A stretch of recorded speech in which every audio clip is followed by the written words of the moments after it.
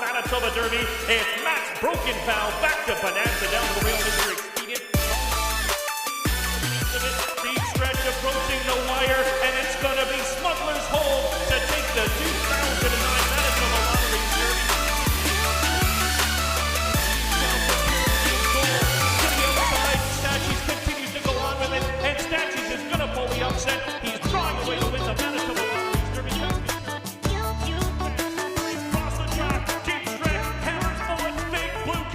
Hammers bullet, the Canterbury Invader takes the 63rd renewal of Manitoba Lottery. But they're a long way from home, baby. Beluga Ball proves it's no fluke. He's back on track. He destroys them in the 64th renewal of Manitoba Lottery. Narco, but Assembly Hall is going to get it done in the Manitoba Lottery Derby. Second, enormous strides, Street Prancer coming to the wire. It's gonna take the Manitoba Derby. Fuel with 6. One more try. Flashy Fuel is gonna hang on. But it's inside straight. He's gonna do it in here. Escape quad trying to battle back, but Pineapple is the 16th Sky Promise is gonna take in the Derby. Oil money, he can't go allowing it. The unusual Mongolian win takes the 72nd running of the Manitoba Derby.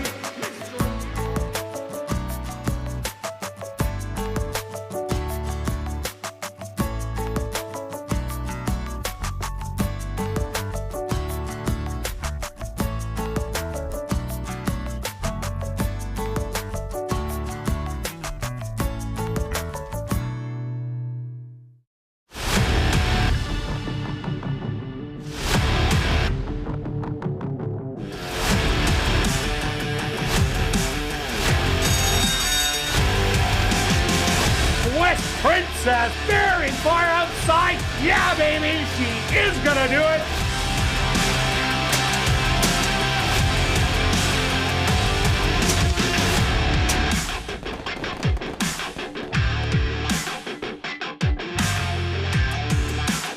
The Manitoba Jockey Club acknowledges that we are on Treaty 1 territory and that the land on which we gather is the traditional territory of the Anishinaabe, Cree, Ojibwe, Dakota, and Dene peoples, and the homeland of the Métis Nation. We pay our respect to the First Nations and Métis ancestors of this land. And welcome everybody to ASD Live, brought to you by Manitoba Liquor and Lotteries, Day 21 on the racing calendar. Let's take a look back at yesterday's racing action. Who was hot? Well, Sven Balrup was, as he had 2 winners on the card, including the impressive winner of the Jack Hardy Stakes, 4 3-year-old fillies. Spittin' Kitten absolutely demolished them, and Carl Anderson had a good day with 2 wins.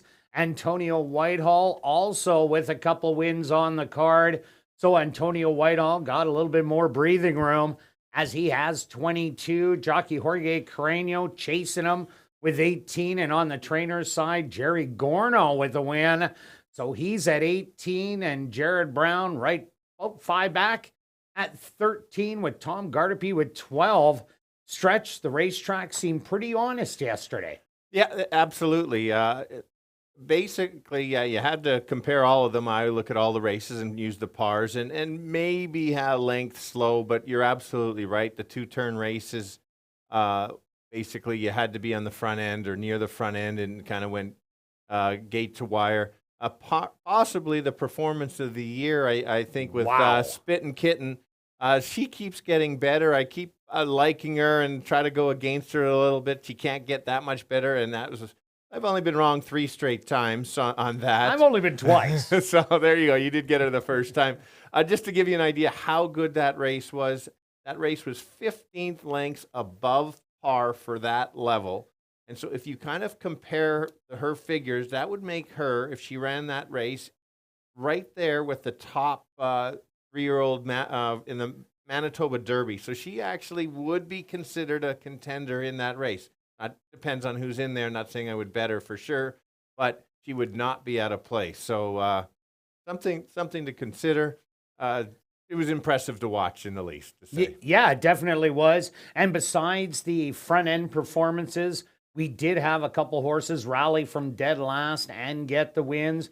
So that's why I'm saying the track was even. True. A couple stalkers also getting the job done. All right, let's dig right into the card. We're going to start it off with the $5,000 claimer for Manitoba, Saskatchewan, North and South Dakota breds that are non-3 lifers or non-winners of the year. And they're going to go 7.5 furlong stretch. What do you have? Well, I think, Kirt, you knew who I was going to take in this. As soon as you opened it up and saw the horse, it's like, oh, I know who Stretch is going to take. Am I taking the same one or not? Well, you got him in the second spot. So I do. I am taking Double Time as my top selection in here. In this case, you always have to wait for this horse to go 2 turns. You can almost just toss out the short races. But if you watch that last replay, it was actually better than looked. This horse actually finished some run and was closing late and passed a horse or two in there. And that's rare for Double Time to do that. So take a look at those races going 7 furlongs. Half the races he goes wins at his lifetime at this distance wins. We know what he's going to try to do. He's going to try to go right to the lead and just go as fast and as far as he can. We're going to find out. I was waiting for the distance. There's almost no way I wasn't going to take him.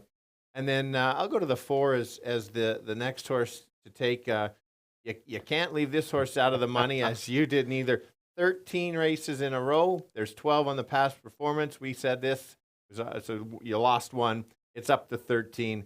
You got to take him. Easy show bet for me. I think this horse is going to be stalking and then try to make a late run. And then the 5. 5 is my third selection, but certainly can be right there. Has a maintenance workout coming in. Absolutely in the mix. All 3 of my picks, you can almost box the 3 order, but let's go 1, 4, 5. Yeah, Stretch, I'm with you. I went to Guaranteed Delivery, the 5.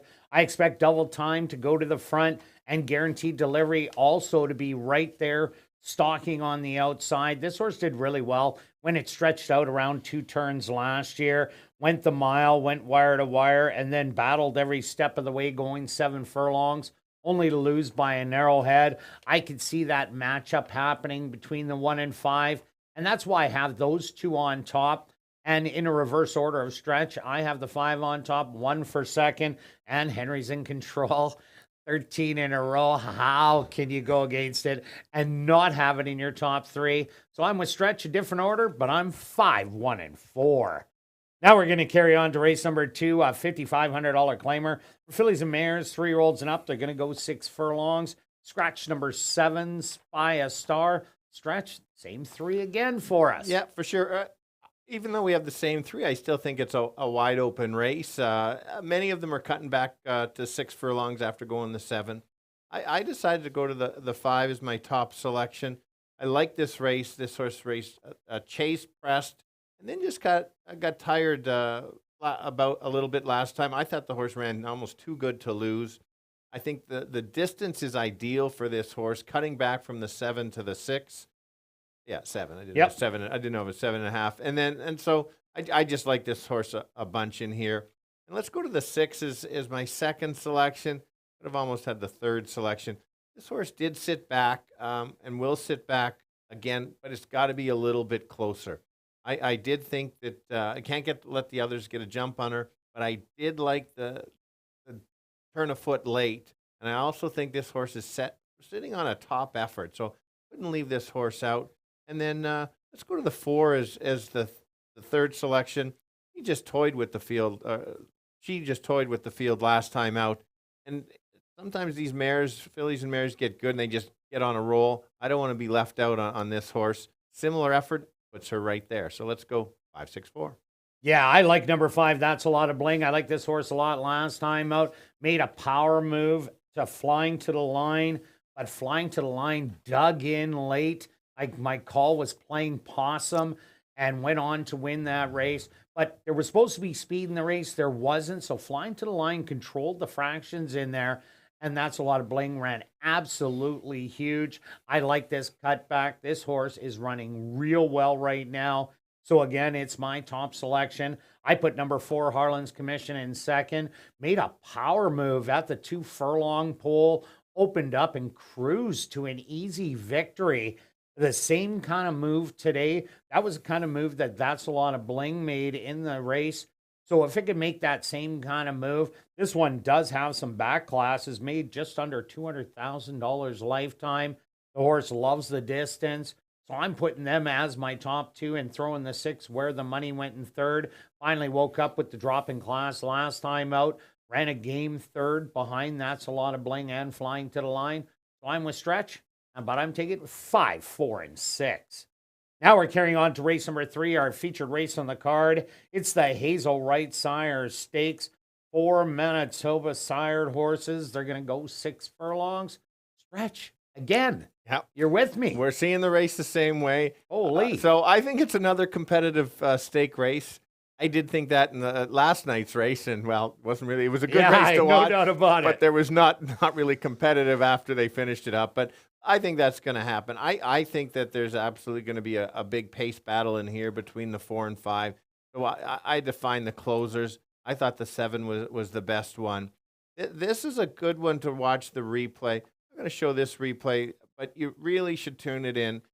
The footnotes on this doesn't explain the checking in the backstretch. This filly basically starts to make a move and basically checks and then gets shuffled and almost had to start over that rally and then comes back around and then makes a late charge. I like the horse that's going to have. She's going to have an outside post. She's not going to be that wide. If she makes that same move and times it right with the battle, the duel up front, she should be right there. I think we're going to get a pretty good price on her too. And then I'll go with a 6 as my second selection. On paper, maybe doesn't have the biggest figures or may not look like the most talented, but it's all about the trip. And I think this horse is going to get the right trip. 2 back, ran a real solid race last time. The horse runs another even race. I think she can be right there. So you can't leave her out. And then let's go back to the 4. I could have had this horse maybe a little bit higher up. It's basically back-to-back races against the Kitten. So my new one on Spittin' Kitten is the Kitten, because now when you're the top filly at the ground, you just get called the Kitten. So anyway, just like to mention that out. She deserves it after that race. So she's probably going to get some pressure. She is a different horse when she's on the front end. Doesn't have to chase the Kitten. Might get the lead. Probably will get pressured a little bit by the 5, but might be able to deal with the pressure and just pull away. But so you can't leave her out. 7, 6, 4. Yeah, Stretch, I'm with you with Mechanic Susie. You did your homework, and I love how you watch the replays and write it all down. I remember this race like it was yesterday. Tons of trouble. I was waiting for this horse to come back. I knew it was coming in this stake race, and 5-1 morning line. That could be real juicy today. Lady Cop will take a majority of the money, probably be around even money at post time, but Mechanic Susie has yet to run a bad one in 5 lifetime starts, never missed the board, tons of trouble on the backside, but kept running. And that's what I like about her. I like Lady Cop for second. They're putting blinkers on today, trying to sharpen her up after a couple of lackluster finishes. The first race was much better than the last one, but maybe the blinkers will get her a little bit more focused. If she can hit the front end all alone, she could be long gone at a short price. And Russian Pearl has also been running very, very well. The Devin Gittins barn has been heating up as of late. So I'm giving you 7, 4, and 6. Now we're carrying on to race number 4, kicking off $50,000 guaranteed pick 4 wagering for this $7,500 claimer for 3-year-olds and up. We're going to go 7.5 furlongs. This should be a great race. It should be. I've got that. There's so many good races to cap and watch. We had that really good race yesterday. There was 4 across the track. I'm hoping to see the same today. All week is some real good cards. Last time, both Kirt and I liked the 6 horse, and I would say in this case we were both correct. Yes, the horse didn't win. We just had some bad racing luck, and it just happened. Horrible. The jockey gave the horse a nice ride, just got stuck in a bad spot, and that happens. And so if this horse can get a cleaner trip and can certainly get up, just as soon as this horse got out in the open, you could see the strides and the gameness by him. And it's like if it was another, this is another replay to watch, is what Stretch is alluding to, which he didn't say. This horse was stopped at the head of the lane. Antonio Whitehall, it's amazing he has arms left. He was pulling so hard to keep off the heels of horses. And then Stretch, he was looking for that opening. Absolutely. Yeah. You said it. You described it perfectly. Yeah. So we'll go right back to it. You just have to move on some of the bad racing luck and just stick with if your capping is working. That's not where we were not incorrect. We didn't win. And then let's go to the 2 as my second selection. This horse drops back where one 2 starts ago very convincingly, a real good race. I don't expect the horse to go on the lead this time. It can. Last time it was just in too tough and tried to go for the lead, and it just horse is going to run out. The horse will be the favorite, deserves to be. I don't think you can leave it out. That's why Kirt did, but we're going to find out. And then the 3 is the Invader. That could be the speed. You've got to watch, could go right to the lead. I've got this horse included. So let's go 6, 2, 3. Yeah, I'm with you on Captive Kitten. What a race that was. Unfortunately, a losing effort. But I think the race should set up pretty good, as Captive Kitten has been running in a stalking role, not sitting too far off it. I really like the way the horse did win, and the comeback race was better than the win. So it's my top play. I do like number 3, Lab Rat. I think this is a horse that could get away on the front end. And as Stretch said yesterday, speed was dominant going around 2 turns. So if this horse can get out front, get a breather, it could go all the way. And I went to number 4, Rail Splitter, that did beat the 6, Captive Kitten. This horse made a power move on the outside, was about 6 wide all the way around the turn, then opened up down the lane and fended off a late charging Captive Kitten, but lost a lot of lengths going that wide.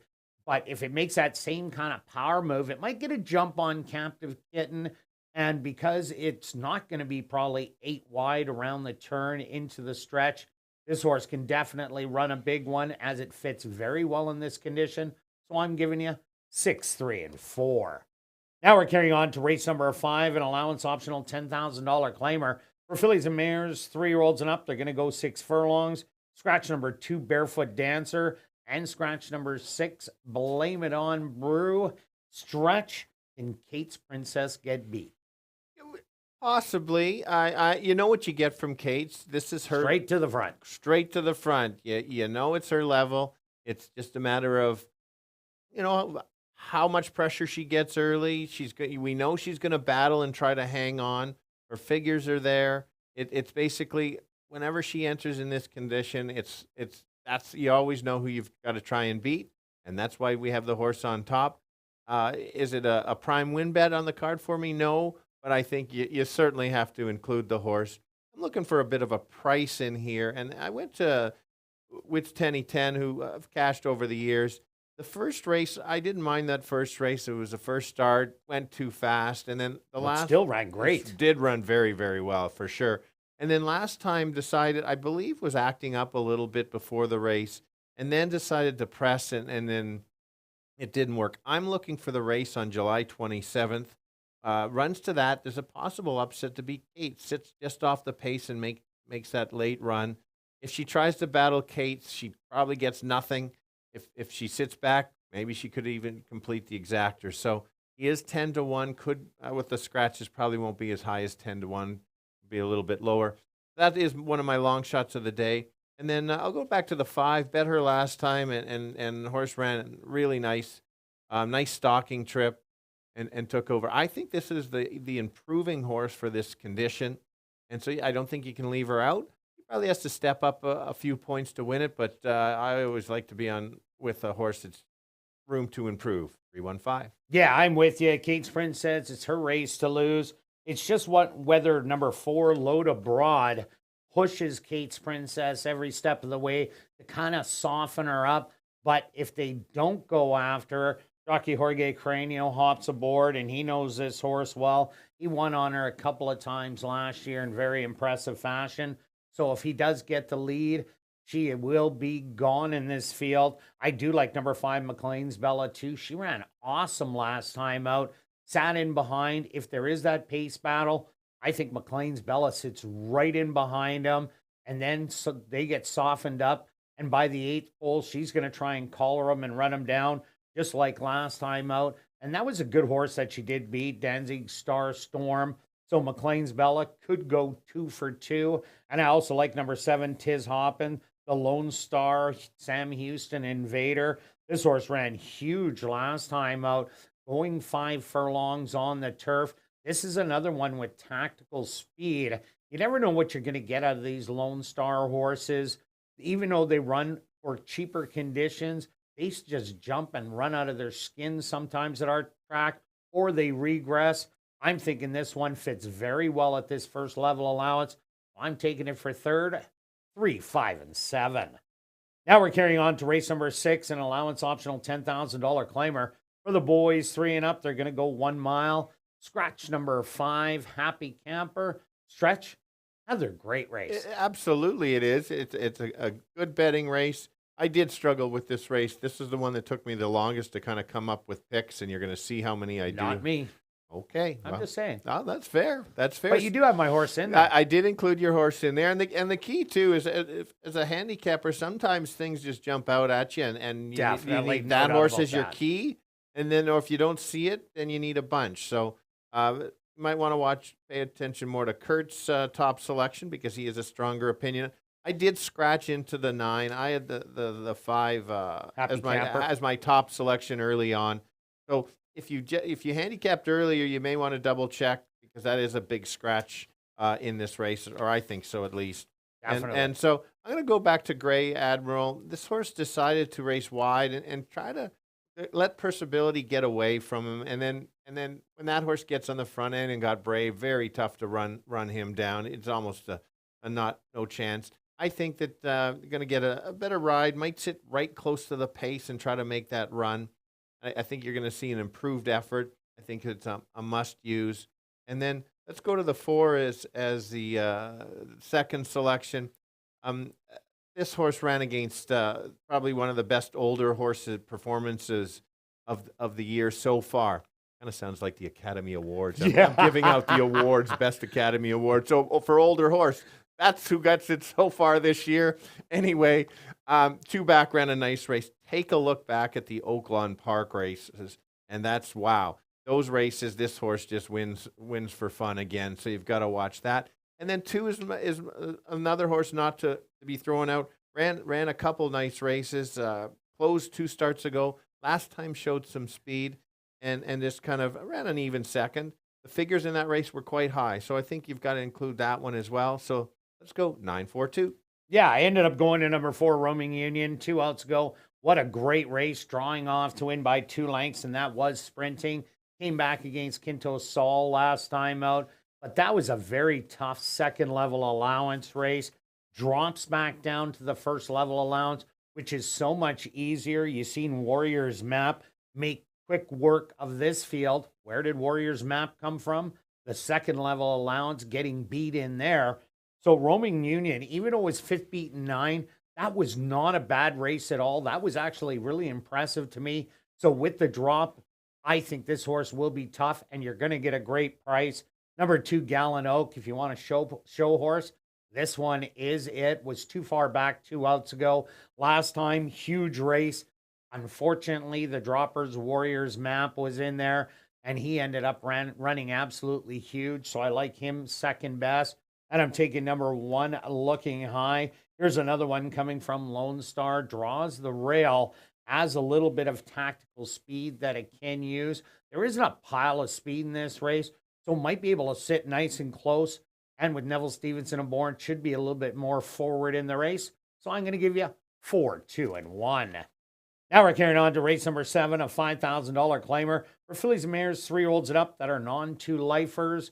They're going to go 6 furlongs and stretch. This is a race where in one of them, 8 horses were within 2 lengths. Yes, absolutely.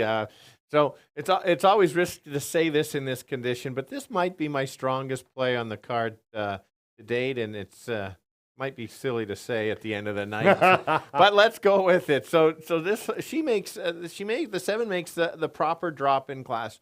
One angle I do like to look at, she was over 52 to 1 last time. That tells me maybe she didn't quite belong in that higher condition, and so now she's dropping back down. Doesn't have to face the speed that she's had to face a bunch of times. It's all kind of dirtied up because of that speed. She raced against the Pumps horse. Where's the Pumps? I think that's who ran good last night. Ran very well last night. So you put that horse. I was impressed just with that race. I think because of how she's finished, we're going to get a price in this last race. Because of that, she's going to sneak out to the lead and steal it and just kind of go gate to wire. So that is my top selection. My other bomber of the night that would be Light the Board. And I'm kind of happy that Kirt doesn't have this horse because I got beat up a couple times with it, so I went away. So he took this horse last time, and I was like, it was a double take. What are you thinking, Kirt? But he gets full credit. This horse ran such a nice race last time, going the 7.5 furlongs, battled the entire way. That was against the boys. Now drops back down. If this horse can maybe stalk and try to take a run late, I think she certainly can be there. If she duels all out, then she might not end up. But morning line 30 to 1. I think you may not get that price, but something to at least include in the super or the high fives. And then let's finish it off with the 6. I always like to have a closer if I'm taking kind of potentially 2 speed horses. This horse likes to make a late close, always seems to find some trouble. So I'm not a big fan of that. It's also the last race of the night. It seems that closers kind of favor. We had that Cordillera win from the back of the pack the other day in the last race. So picks up the pieces late. If there's a battle, 7 is my top pick. Let's go 7-2-6. Yeah, I'm with you. Number 7, Scotty Gold, playing Catch Me If You Can. Going to try and do what Sky Tizzy did. Drop out of that allowance condition, go to the front, and try and beat everybody else who is so closely matched to each other. But Takati Gold, massive drop. Actually, I think ran well in most starts. That it did get out of the gate. As long as it gets out of the gate, should be the speed. And I think won't get caught. I do like number 6, Miami Souvenirs.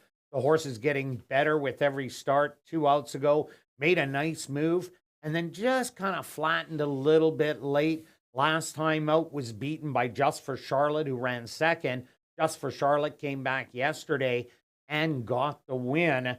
So that makes Miami Souvenirs look even better if the speed does back up. And I took number 8, Tale of a Treatise, broke the maiden, stalking off the lead, drawing off to win by 2. Well, she hasn't been in this condition, so I'm going to give her a shot in there. So I'm taking 7, 6, and 8. Good luck with all your selections this evening. And I'll be right back with the changes on this evening's Carter Racing.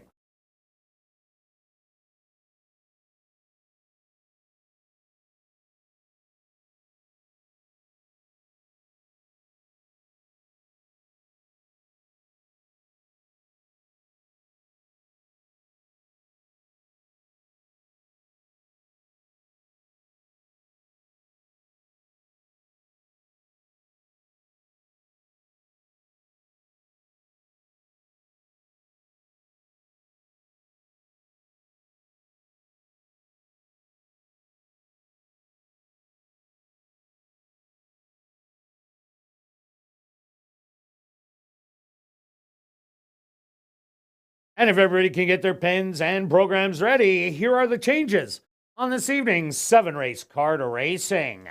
Turning your programs to race number 1, just the lone overweight, which is on your TV monitors.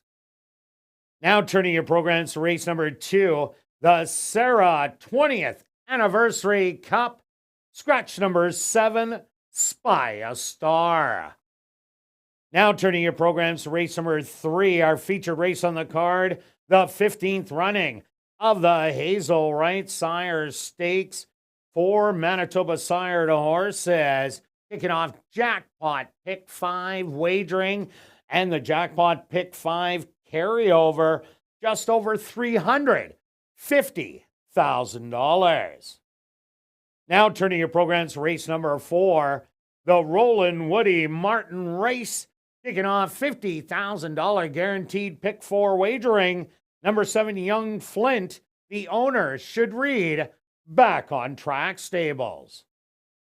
Now turning your programs to race number 5, our VIP Fan of the Night race. Scratch number 2, Barefoot Dancer, and scratch number 6, Blame It on Brew. Now turning your programs to race number 6, our first of 2 Classic High 5 races. Scratch number 5, Happy Camper. Now turning your programs to race number 7, our other Classic High 5 race. Number 4, Rathmeister, the owner should read Steve Herman Jr. Well, another gorgeous evening for racing here in Winnipeg. Wow, Stretch, Yes. we're having quite the feast. Well, you're a barbecue wizard, so I that's love good. barbecue. There you and go. Definitely. Do you have pizza? Is that pizza? No, I no, I can't- think it's a burger. Maybe it's a big burger. Oh, wow, that's a real big Well, you burger, barbecue. Stretch. You're hungry. I guess so. There's more sun than cloud. Oh, no. This one's above me today. Okay. Under mostly cloudy skies, the temperature 21 degrees Celsius or 69 degrees Fahrenheit. The wind very light out of the west-northwest at 10 kilometers an hour or 6 miles an hour. And the track is listed as fast racetrack for this evening's 7-race car to racing. And we're going to kick it off right here in race number 1 that goes to post in 17 minutes.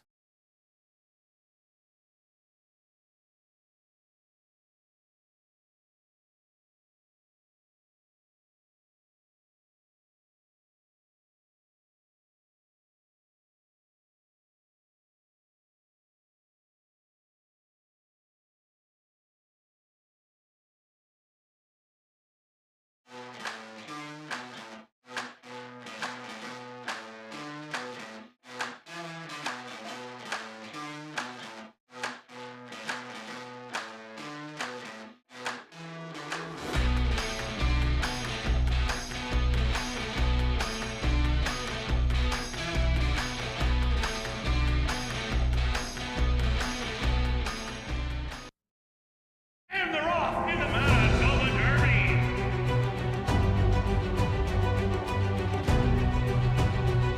Field of 9 set underway in the CC Derby. And they're off in the Canadian Derby. Red Dogs will take the Manitoba Derby. And Walcott takes the lead with Great Escape. Regal Brian, Roland Rose to ride. Regal Brian will win the Derby.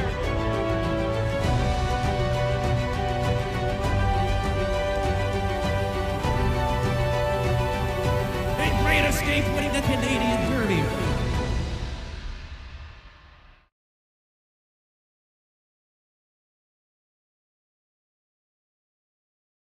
And welcome to Assiniboia Downs. Be sure to enter your name for a chance to be our VIP Fan of the Night.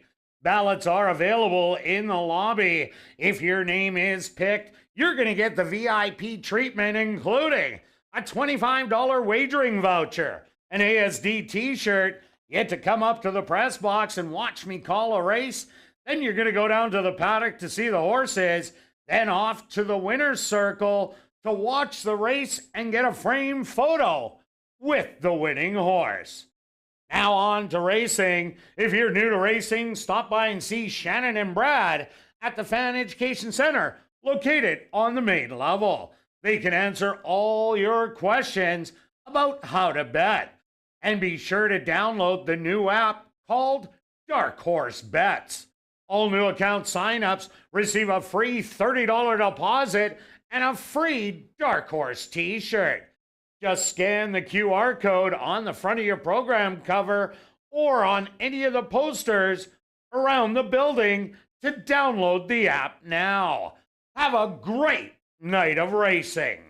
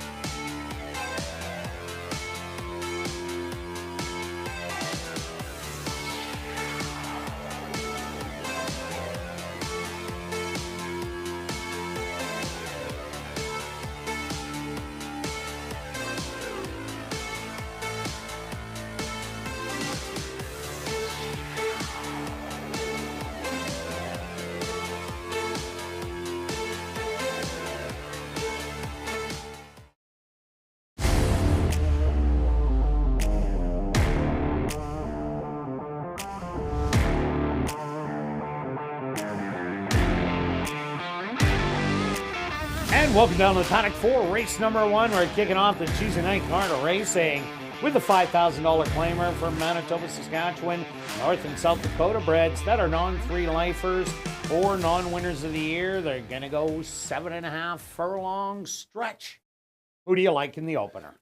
Well, one of my fan favorite horses is Double Time, and let's start with that one. And Julie's got it all set up there. The key is the distance for this horse, and Kirt makes a good point on various horses that some just don't like the 2 turns and some like the 1 turn. So you really got to know this one likes the 2 turns. This horse likes getting the lead. One race last year came off the pace, but I think in this race can go right to the lead. There's a bit of other speed on a few of them, but this horse is a different horse. If Siobhan gets this horse out, watch out.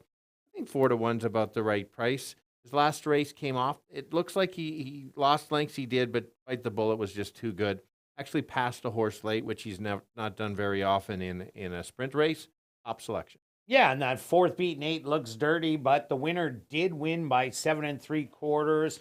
Was beaten by the 5 and the 3, but as you said, loves the distance. I went to number 5, Guaranteed Delivery. Here's a horse that did well going around 2 turns. Last time it went a mile, went wire to wire, and that was open non-2. Came back in the non-2 and lost by a narrow head to number 3, Bear Me a Moment, as it was cutting out the fractions. Then went 7.5. Didn't run a bad race. Beaten by 4.5. Was beaten by Bite the Bullet Bro last time out, but nobody was beating that loose horse on the front end who ended up just demolishing him. But Guaranteed Delivery, I don't expect this horse to be sitting too far away. Carl Anderson had a great day yesterday, had back-to-back winners. So I think a big threat is Guaranteed Delivery on the front end, and that's why currently 7-5 on the board. Yep, that's fair. I kind of expected that and deserves to be. Go to the 4. We both have the 4 in the money, which why wouldn't you? That's a pretty impressive streak to be 13 in a row in the money. And I was impressed with this horse's last race. Made a nice move. Was up against it because everybody has already run. When your first start is in July, they're already in racing shape, and this horse looks like he's already in racing shape. Second start probably going to be even better. So you certainly can't leave this horse out, at least in the mix for second or third. And beaten by a horse that was dropping into that condition and ended up going wire to wire. Another horse to look at, number 3, Bear Me a Moment. First time out. Horse never really got out of the gate that well. Did make a rally down the lane to be beaten by 5 3/4. That was open company for non-3. Then went into this condition. Ran a good race. Was not far behind. Guaranteed Delivery, only a length. That was only the second start of the year. I expect this horse to move forward. This horse does like going around 2 turns. Has run some big races. So watch out. This horse, I don't think will be showing speed today, but won't be too far away. No, and let's go to the horse trying to make a change to try to wake him up. That's the 2 horse. And the ads blinkers hasn't shown much, but, I think... And LASIK. And LASIK. So we've seen that happen. So many times so far this year. This is kind of your wake-up call for this horse. We'll see. Had some better races in the previous years, but has a chance to wake up. All right, let's go to our wagers here in race number 1. Stretch, what do you got? All right, let's go with the same kind of bet as yesterday's first because it's the same kind of format. Let's go $10 exactor 1 with 4-5. And myself, since speed did so well around 2 turns, I'm taking both the speed horses 1 and 5. With the 5 in race 2, I'm going after the early daily double. I'm taking a $15 one. That'll cost $30. Good luck with all your wagers here in race 1, and we'll see you back for race 2.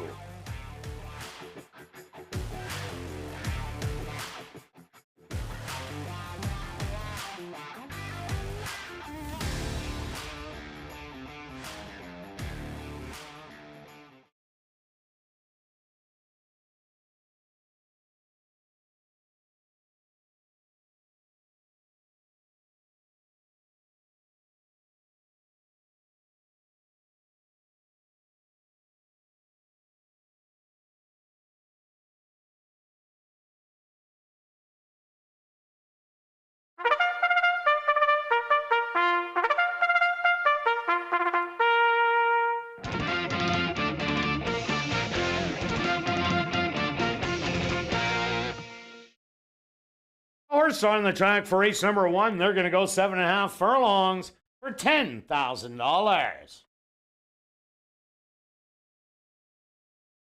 Number 1 is Double Time, owned and trained by Steve Thompson. Siobhan Bell aboard. Number 2 is Zip Eddie, owned by Trent Height, trained by Michael Rowe with Dwight Lewis. Number 3 is Bear Me a Moment, owned by Carol Brown, trained by Alan Brown with Neville Stevenson. Number 4 is Henry's in Control, owned by Chris John Bjarnson, trained by Jennifer Jordan with Nyrone Austin. Rounding out the field is number 5, Guaranteed Delivery, owned by 2 Points Ranch, trained by Carl Anderson with Jorge Carreño. Close time for race number 1 in approximately 3 minutes.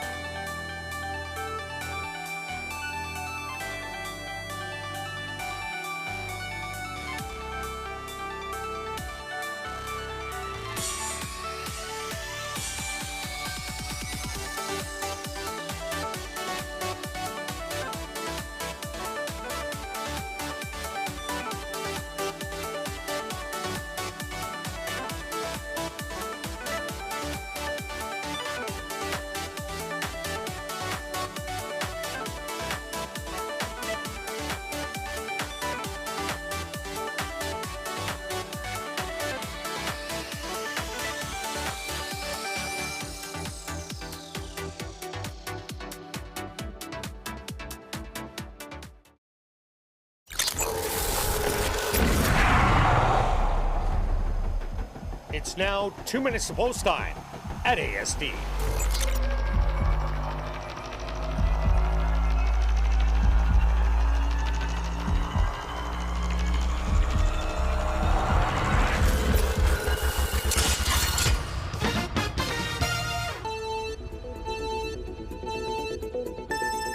All right, we're going 7.5 furlongs, field of 5.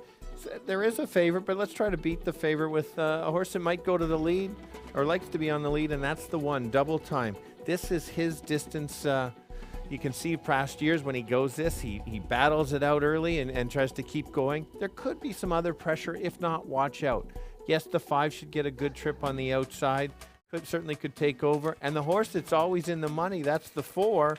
Already started 13 race streak to be in the money. So let's go 1, 4, and 5.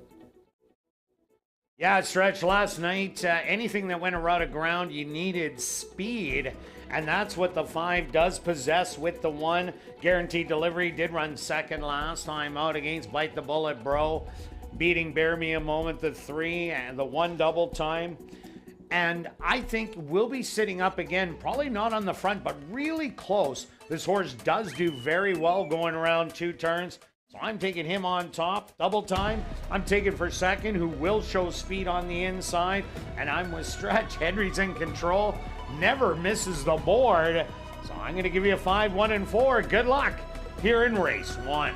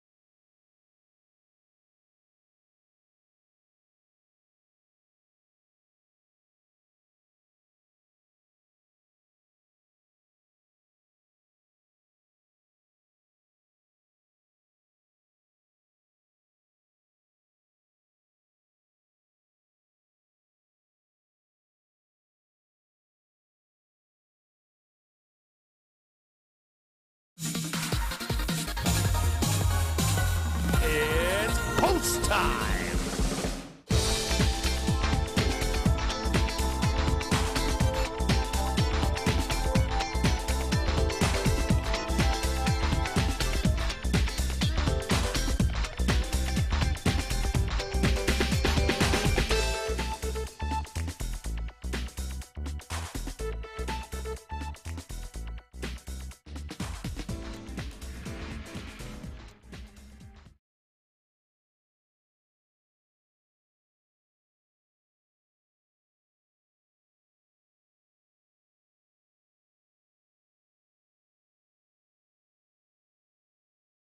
Double time, the first one into the starting gate. Zip Eddie goes in. Next up, Bear Me a Moment. Just 2 left to load.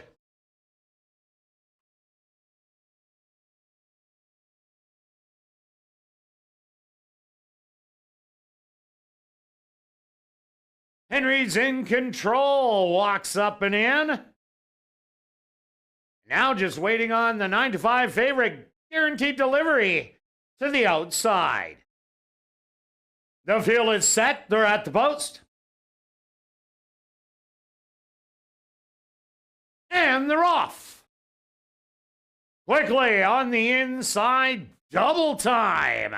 Straight out to capture the early lead. Zip Eddie in between horses, trying to put on pressure in second.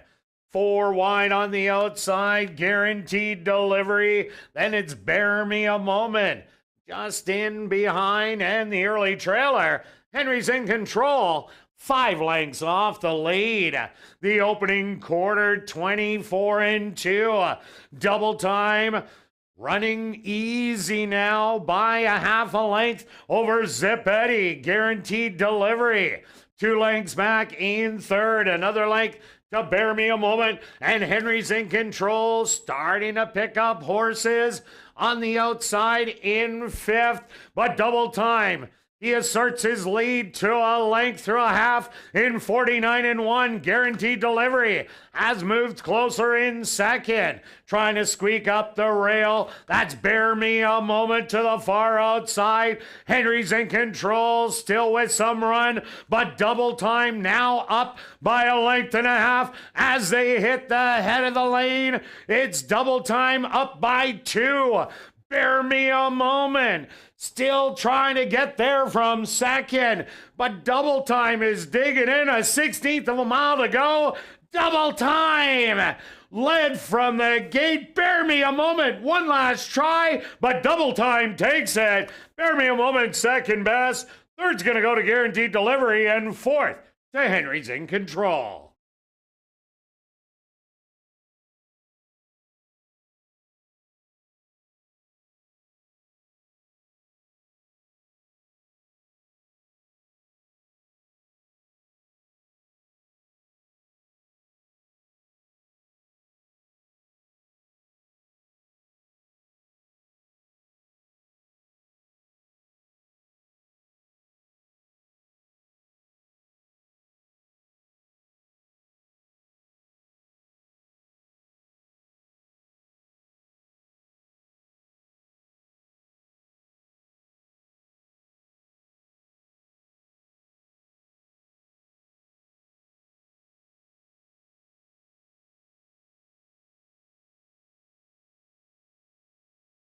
Stuart's supposed to number 1, Double Time as your race winner. Second goes to number 3, Bear Me a Moment. Third to number 5, Guaranteed Delivery. And fourth to number 4, Henry's in Control. They went the opening quarter 24-2. The half 49-1. 6 furlongs, 114-3. Time for the 7 furlongs, 128-1. 7.5 furlongs, 136.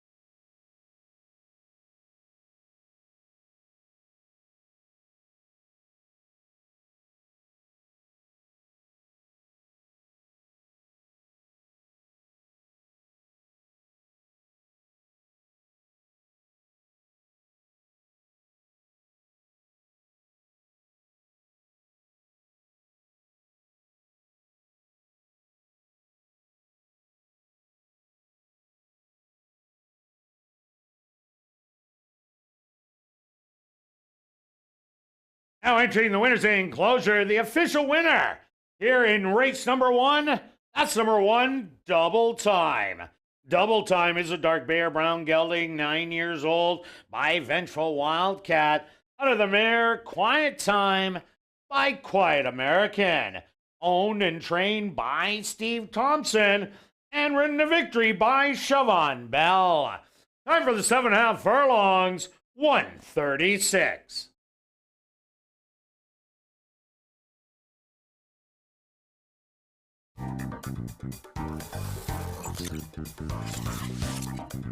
Race 1 is official in the upcoming second race. The Sarah 20th Anniversary Cup. Scratch number 7, Spy a Star. Kicking off another pick 3 here in race number 2.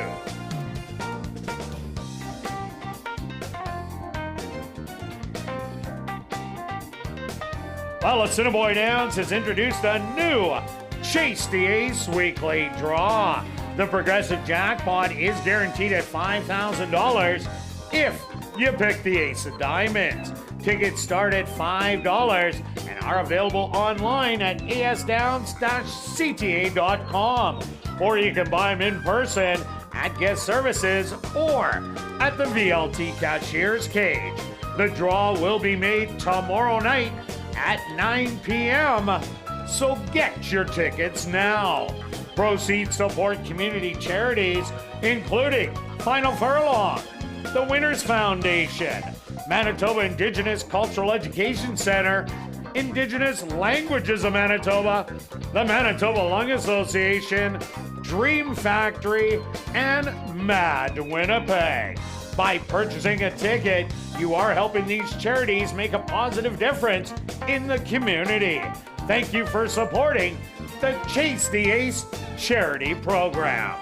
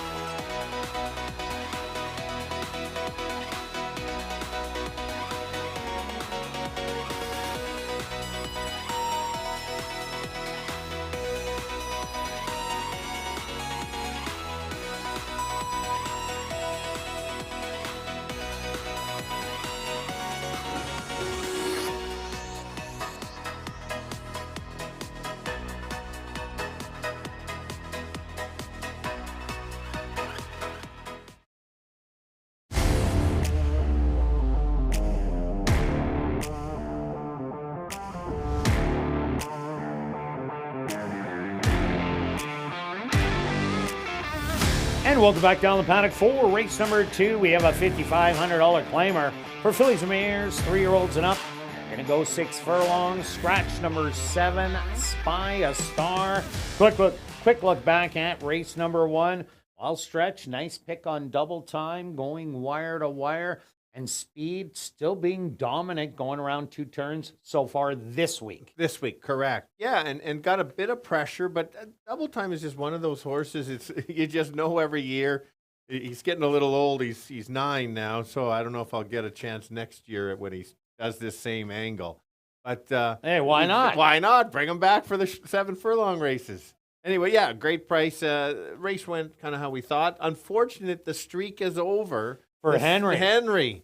Henry's streak of 13, unlucky 13 while he got 13. And I didn't even bet him to show. No, that's true. You could have stopped him.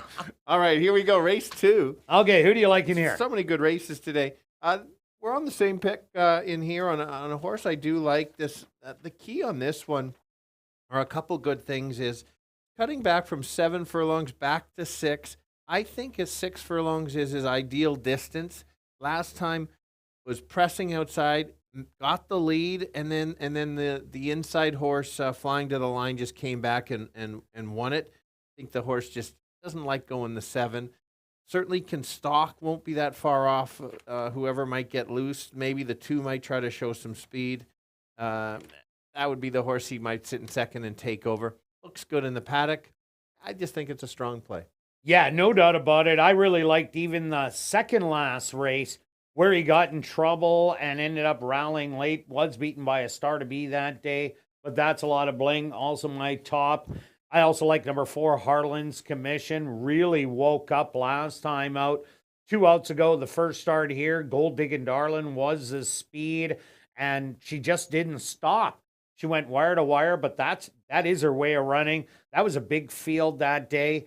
The comeback race, though, that was a great one. Ronaldo Cumberbatch on the turn, he just said, let's go to Harlan's Commission, and she responded, opened up on the field, and coasted to victory.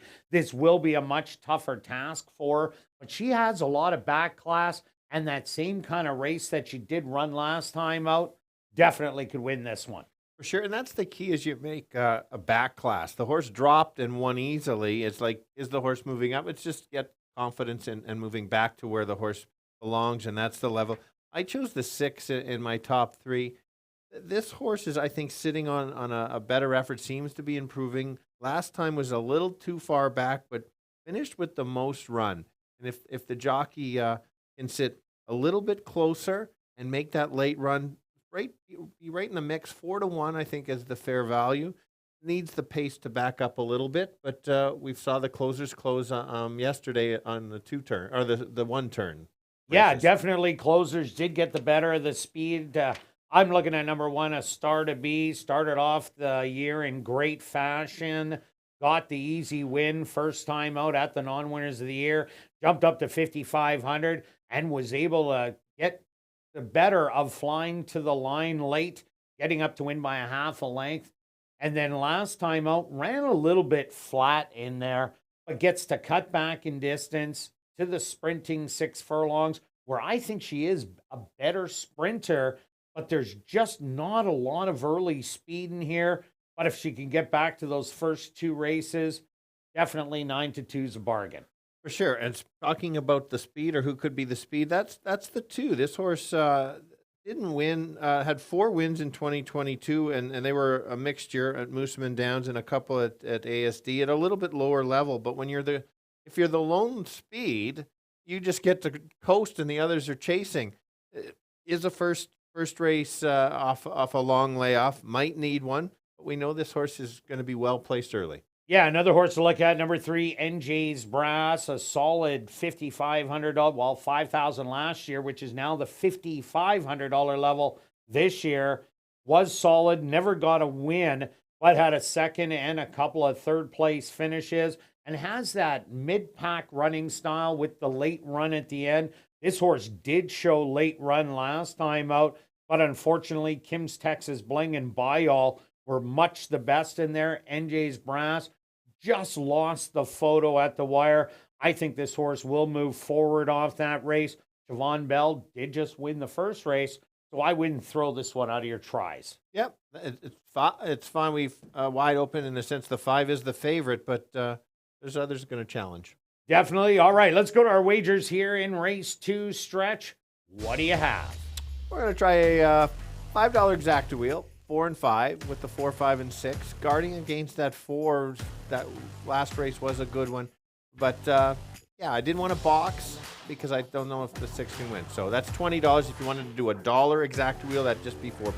And myself, I'm all in on number 5. That's a lot of bling because I have my daily double going to the 5, but I'm also going 30 to win on the 5. Hopefully it stays around 9 to 5. Good luck with all your wagers here in race 2, and we'll see you back for race number 3, our feature race on the card, the Hazel Wright Sire Stakes, kicking off Jackpot Pick 5 wagering.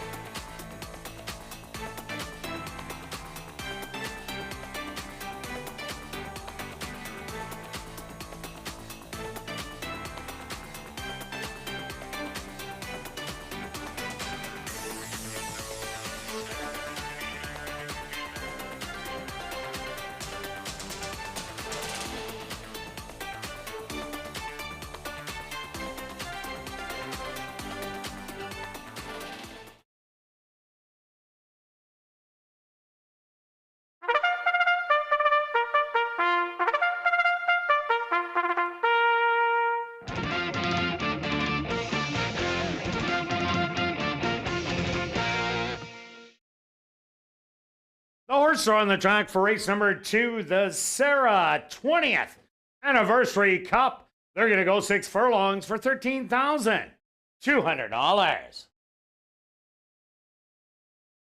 Number 1 is A Star to Be, owned by Henry Witt Jr., trained by Jerry Gorno, with Antonio Whitehall.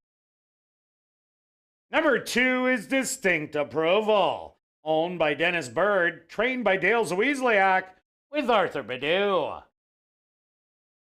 Number 3 is NJ's Brass, owned and trained by Don Senebald, with Siobhan Bell. Number 4 is Harlan's Commission, owned by Wanda Hicks, trained by Shelley Brown, with Ronaldo Cumberbatch. Number 5 is That's a Lot of Bling, owned by A2 Thoroughbreds, trained by Michael Nault, with Xavi and Chow. Number 6 is Where the Money Went, owned by Gary Naherniak, trained by Sean Moran, with Jorge Carreño. Number 7, Spy Star, was scratched. The Sarah 20th Anniversary Cup here in race number 2. They'll go to post in approximately 3 minutes.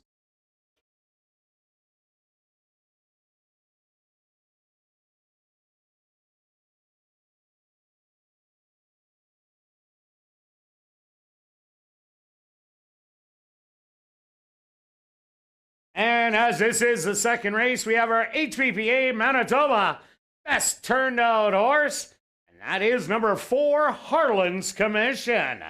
Number 4, Harlan's Commission, the HPPA Manitoba best turned out horse here in race number 2.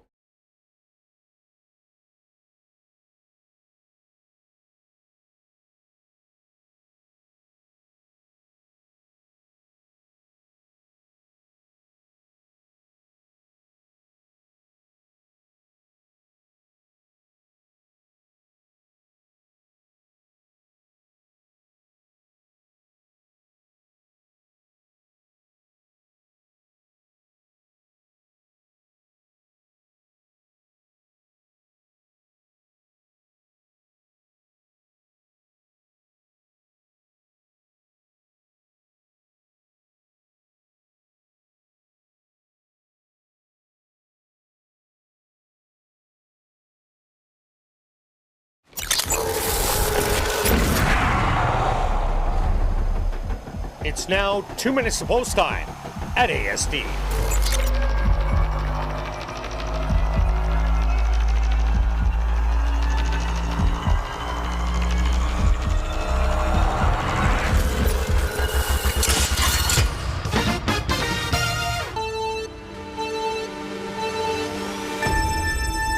All right, the girls going 6 furlongs for 5,500.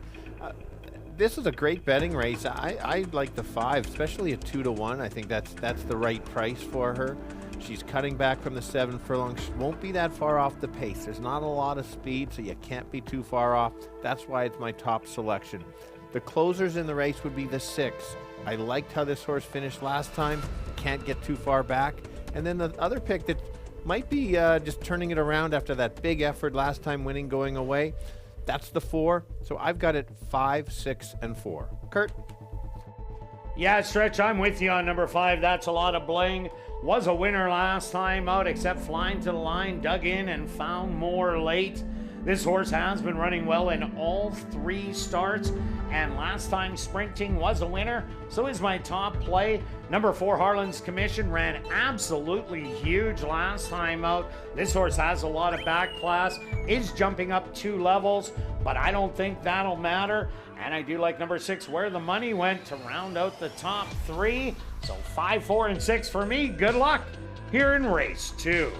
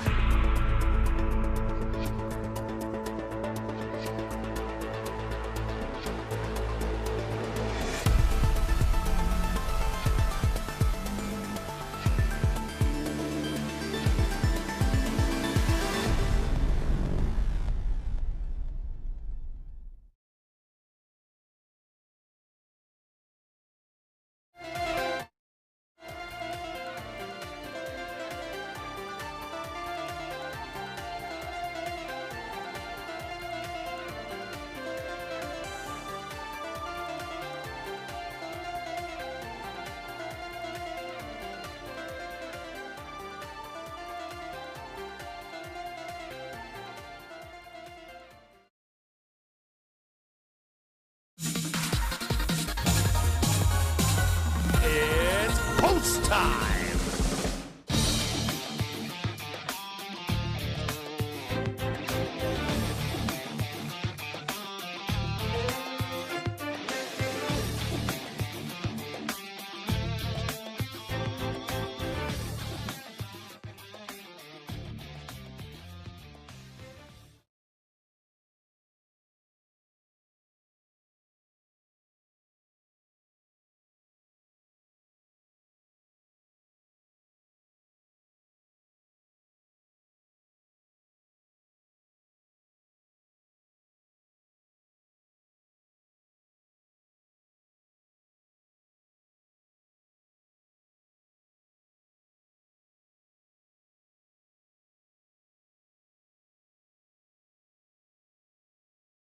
A Star to Be will be the first one into the starting gate. Will be loaded without jockey Antonio Whitehall. Once A Star to Be is in, he will climb back aboard.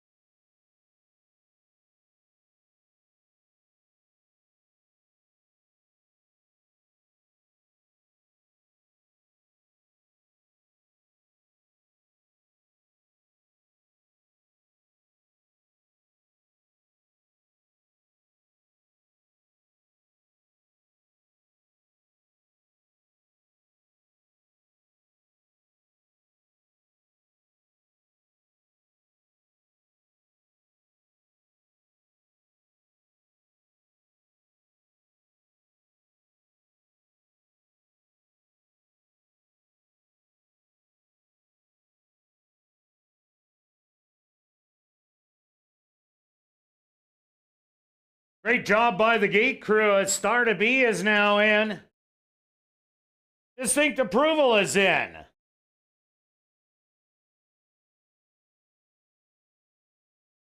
Next up, NJ's Brass.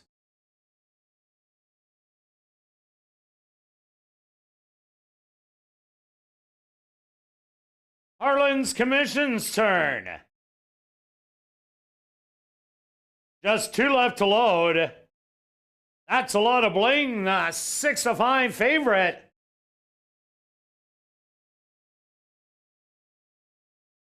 And just waiting on where the money went to the outside. Field is set. They're at the post. And they're off. Breaking a little slow was NJ's Brass. Harlan's Commission shows some early speed, and now Distinct Approval will take over and get the lead by 3/4 of a length. Harlan's Commission to the outside in second. That's a lot of bling.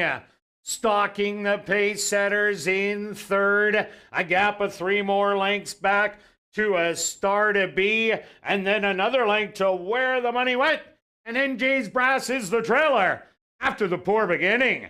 The opening quarter, 23-1. Distinct Approval on the outside. Harlan's Commission moving up 3 wide. That's a lot of bling. A Star to Be is now making a 4 wide bid. And from the back, Where the Money Went and NJ's Brass, they hit the head of the lane. And that's a lot of bling. Now takes over by 3/4 of a length. Trying to battle back Harlan's Commission, and A Star to Be with a late rally inside the 16th pole. That's a lot of bling. Is going to win by 4. Harlan's Commission second best. Third's going to go to A Star to Be, and fourth to Where the Money Went.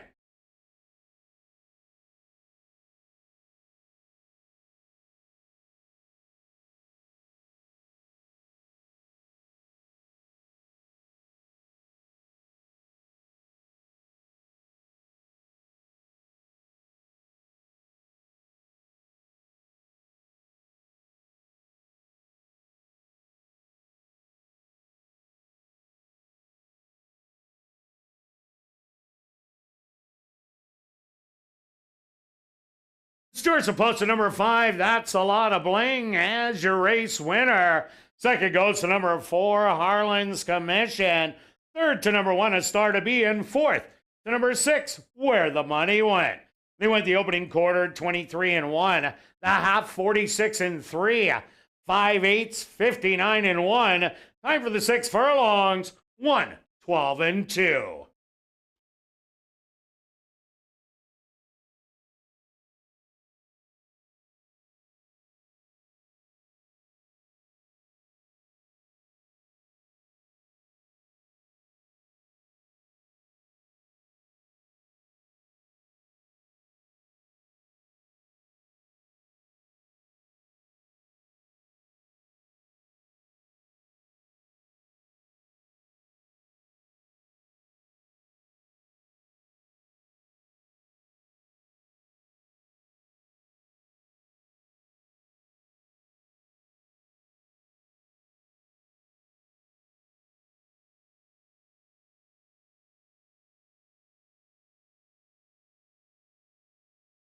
Now entering the winner's enclosure, the official winner of the Sarah 20th Anniversary Cup.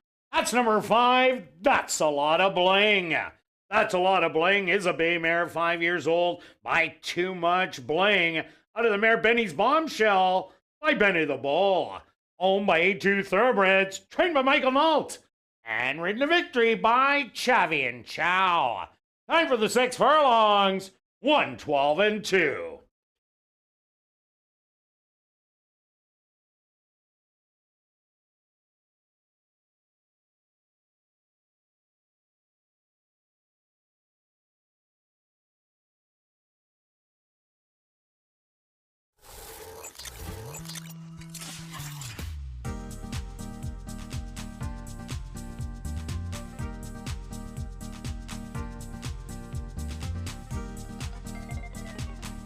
Race 2 is official in the upcoming third race, our featured race on the card. It's the 15th running of the Hazel Wright Sire Stakes for Manitoba sired 3-year-old fillies. We're going to go 6 furlongs, kicking off jackpot pick 5 wagering. There are no changes. We'll carry on with the rest of the changes in this evening's pick 5. Turning your programs to race number 5. There's no changes in race number, actually in race number 4, number 7, Young Flint. The owner should read Back on Track Stables. Turning your programs to race number 5, scratch number 2, Barefoot Dancer, and scratch number 6, Blame It on Brew. Now turning your programs to race number 6, scratch number 5, Happy Camper. Turning your programs to race number 7, number 4, Rathmeister. The owner should read Steve Herman Jr.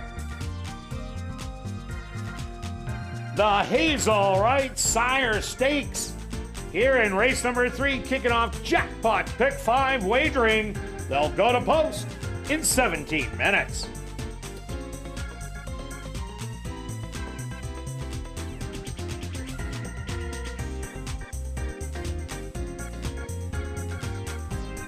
Are you new to Assiniboia Downs? Then check out the 140 VLTs located on the second level. They're open all day, every day from 10 a.m. to 1 a.m. And this is the first leg of the 20-cent wager called the Jackpot Pick 5, coming up right here in race 3. If your ticket is the only correct one, picking the winners of races 3 to 7, you're going to get the whole jackpot, which should exceed $400,000. And when there's more than one winner, a consolation is paid out and the jackpot keeps growing.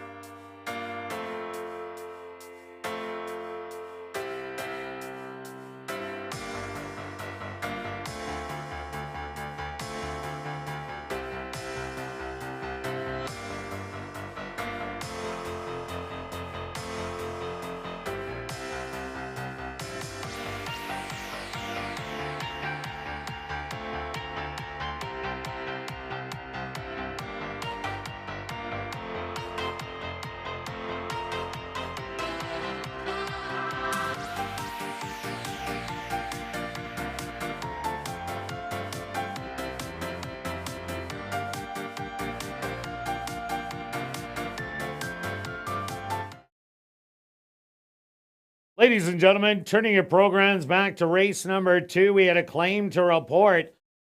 Claim for $5,500 was number 6, Where the Money Went.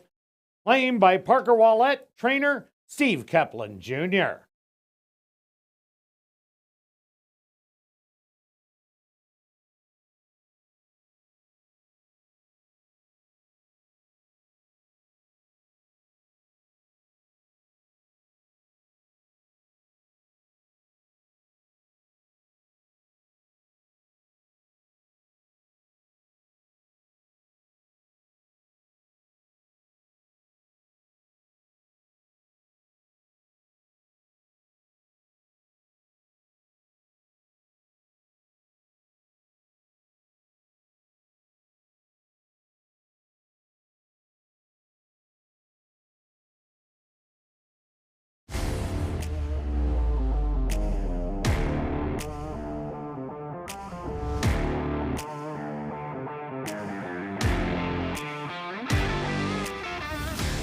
And welcome back down to the paddock for our featured race on the card. It's a Hazel Wright Sire Stakes for 3-year-old filly Manitoba sired.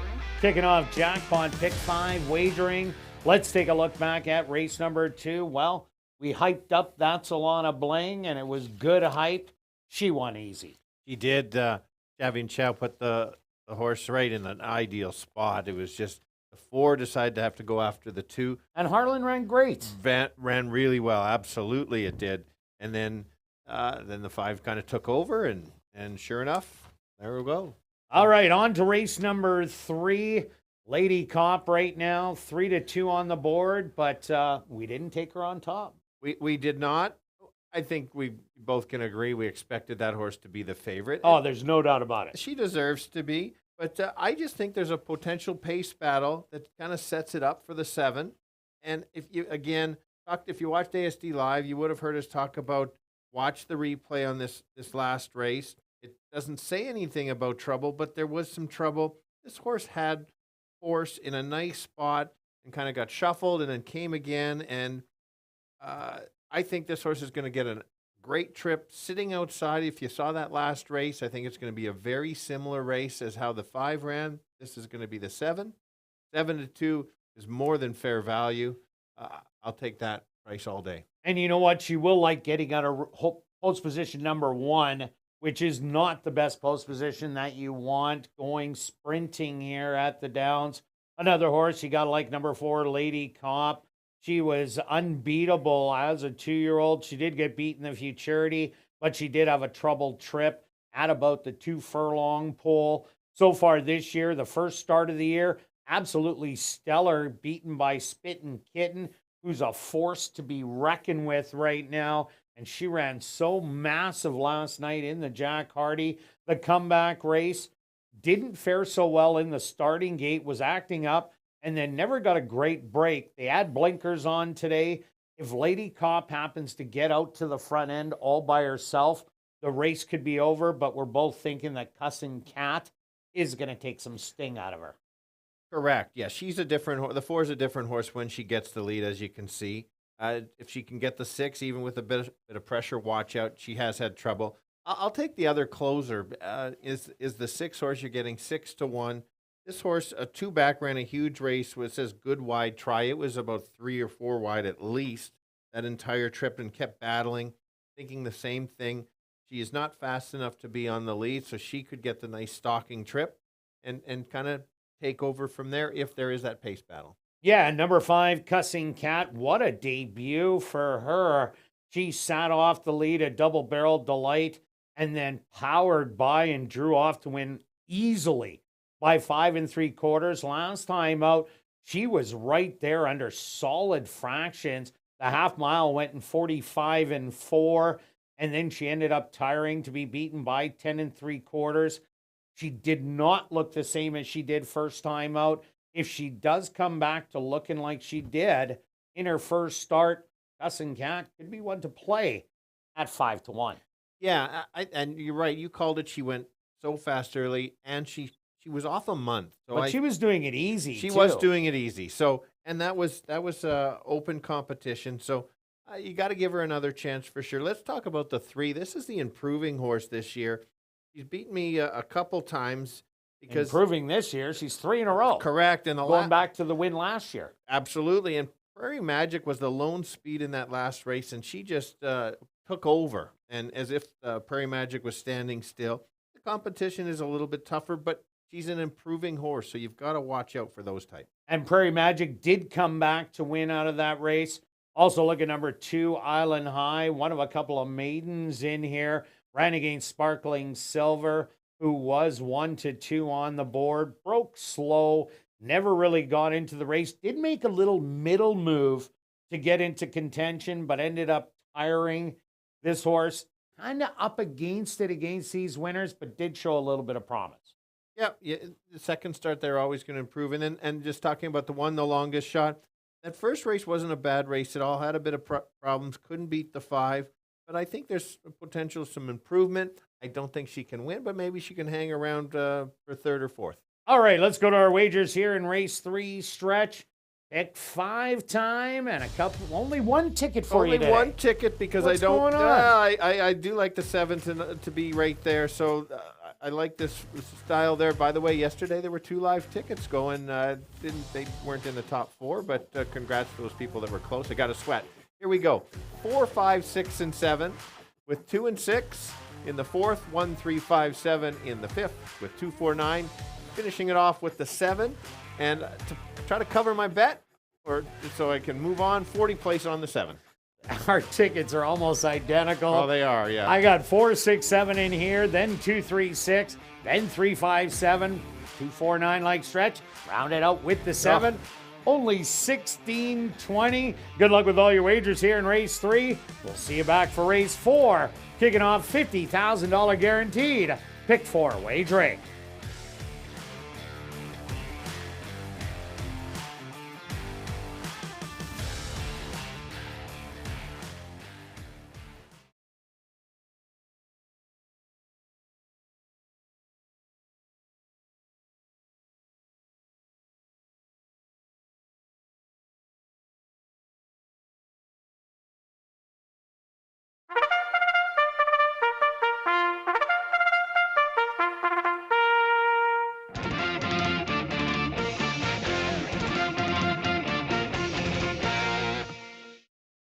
Assiniboia Downs is proud to present our featured field here in race number 3. It's the 15th running of the Hazel Wright Sires Stakes for 3-year-old fillies, Manitoba sired. They're going to go 6 furlongs for $40,000. Number 1 is Just a Pose, owned by Arneson Farms, trained by Lise Pruitt with Sven Balrud. Number 2 is Island High, owned by Arneson Farms, trained by Lise Pruitt with Praven Badri. Number 3 is Diane's Wish, owned by A2 Thoroughbreds, trained by Michael Nault with Jorge Carreño. Number 4 is Lady Cop, owned by A2 Thoroughbreds and True North Thoroughbreds, trained by Michael Nault with Chavi and Chow. Number 5 is Cussin' Cat, owned by Tom Payne and Elton Dickey, trained by Elton Dickey with Ronaldo Cumberbatch. Number 6 is Russian Pearl, owned by Larry Falloon and Ron Wiley, trained by Devin Gittins with Demario Bino. Rounding out our field is number 7, Mechanic Susie, owned by Tom Payne, Larry Falloon, and Elton Dickey, trained by Elton Dickey with Antonio Whitehall. Following the running of the Hazel Wright Stakes, Assiniboia Downs is very pleased to have on hand Dr. Lorraine Wright. Lorraine is the daughter of the late Hazel and Jim Wright, who were the previous owners of Assiniboia Downs. Post time for the Hazel Wright Sire Stakes in approximately 3 minutes.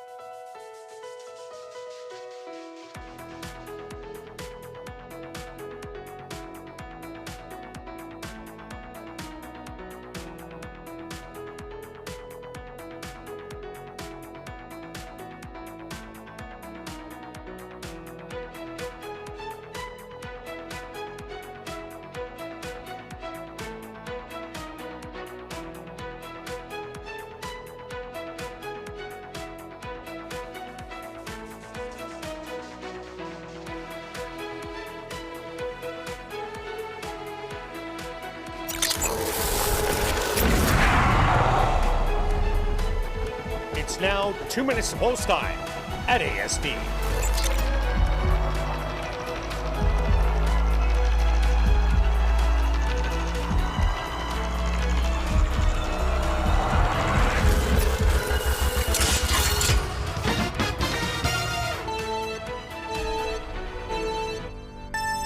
All right, the girls going 6 furlongs in a stake race, a competitive race. I'm trying to beat the favorite in here. I think that there's enough speed that it sets it up for the 7. She won't be on the lead early. She's going to be probably sitting in 3rd or 4th and try to make a late run to take over. She is sitting on a top effort and a win this year. Others to consider is the 6. She's been running quite well too. She's going to be sitting just off the pace. The horse to beat and the horse that's going to be on the lead, that's the 4, Lady Cop. She is going to go as fast and as far as she can go and try to beat her late. But let's go 7, 6, and 4. Kirt? Yeah, Stretch, I'm with you on Mechanic Susie. A little bit of trouble last time. Has a great running style. As she is a stalker, I expect the 4 and 5 to battle it out early, and the 7 to try and get on by late down the lane. Number 4, Lady Cop, the 8-5 favorite. Trouble in her last start. Definitely she's the horse to beat. She's the classiest one in the field. And number 6, Russian Pearl, has been running well all year long. Also, a good stalker in here. I'm giving you 7, 4, and 6. Good luck here in race 3.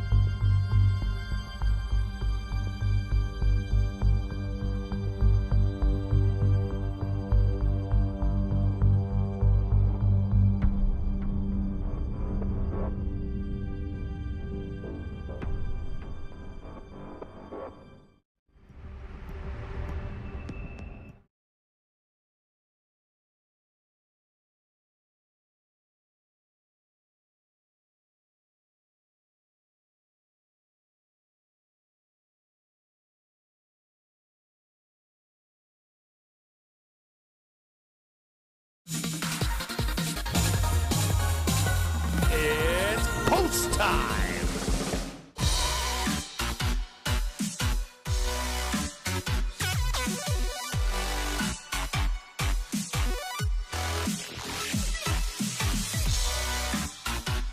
Just the pose, the first to step into the starting gate.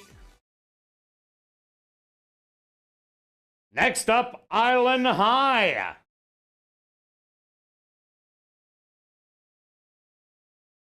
Diane's Wish will be next to go in. The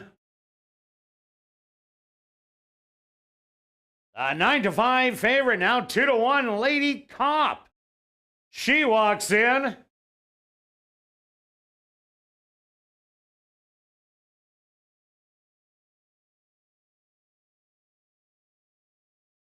Cussin' Cat ready to go in. 2 left to load. Russian Pearl. Now just waiting on Mechanic Susie to the outside.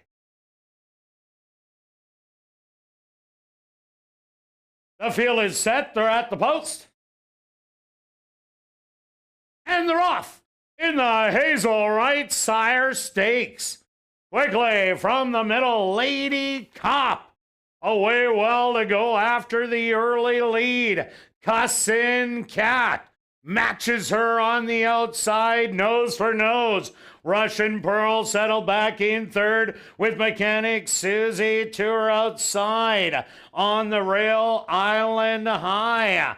Up close early, then it's back to just the pose and the trailer, Diane's Wish. The opening quarter, 22-2, and it's Cussin' Cat who's opened up the lead by 2.5. Mechanic Susie eating up ground in second. Russian Pearl making a move in third. Lady Cop will have to show a lot more. A sizzling half mile, 45-1. Cussin' Cat with the lead. Mechanic Susie. Russian Pearl 3 wide, 3 across the track.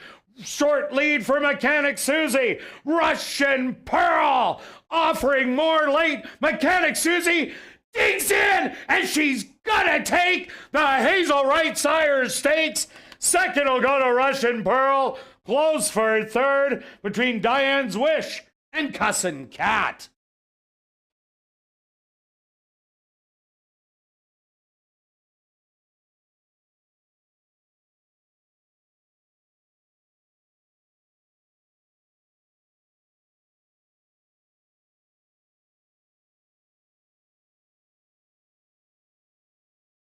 The stewards have requested a photograph to determine the winning horse. They went the opening quarter 22-2, the half 45-1, 5 furlongs 58-3. Time for the 6 furlongs 112-1.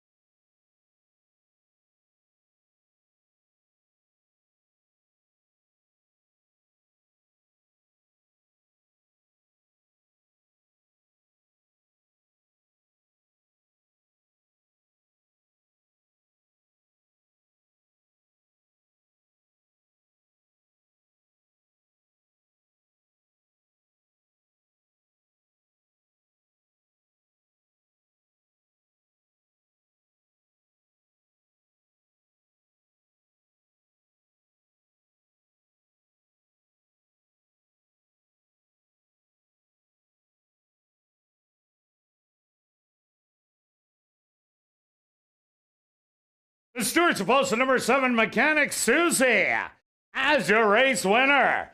Second goes to number 6, Russian Pearl. Third to number 5, Cussin' Cat. And fourth to number 3, Diane's Wish.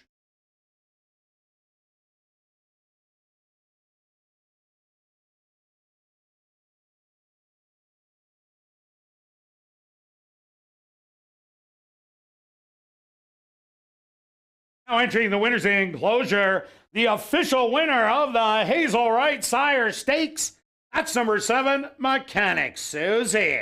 Mechanic Susie is a dark bay or brown filly, 3 years old, by Nonios, out of the mare Quantum Mechanics by Einstein.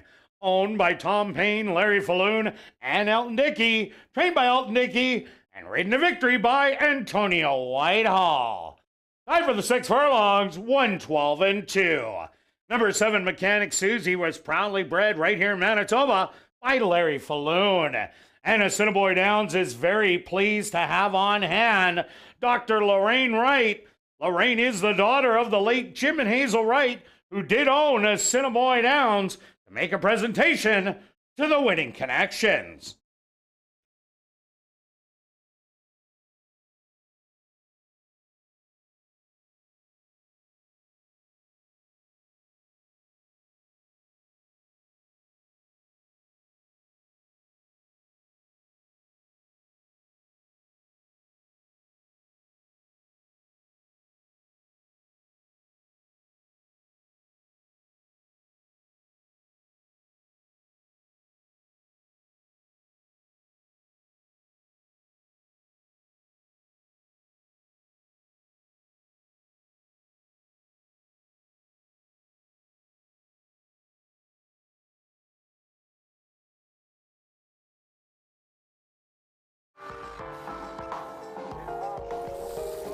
Race 3 is official in the upcoming 4th race, the Rollin' Woody Martin race. Kicking off $50,000 guaranteed pick 4 wagering. Number 7, Young Flint. The owner should read back on track stable. Once again, we'll give you the changes in this evening's pick 4. Turning your programs to race number 5, scratch number 2, Barefoot Dancer, and scratch number 6, Blame It on Brew. Turning your programs to race number 6, scratch number 5, Happy Camper. Turning your programs to race number 7, number 4, Rathmeister. The owner should read Steve Herman Jr. The Rollin' Woody Martin race here in race 4, kicking off $50,000 guaranteed pick 4 wagering here in race number 4.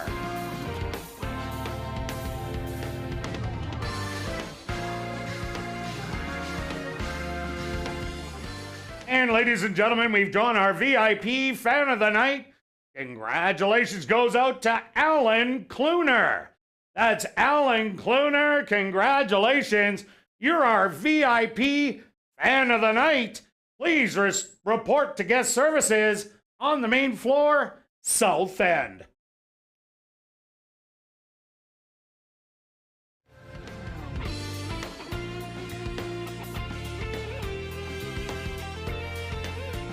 And be sure to join us for the Manitoba Night Market and Festival, which takes place Sunday, July 23rd.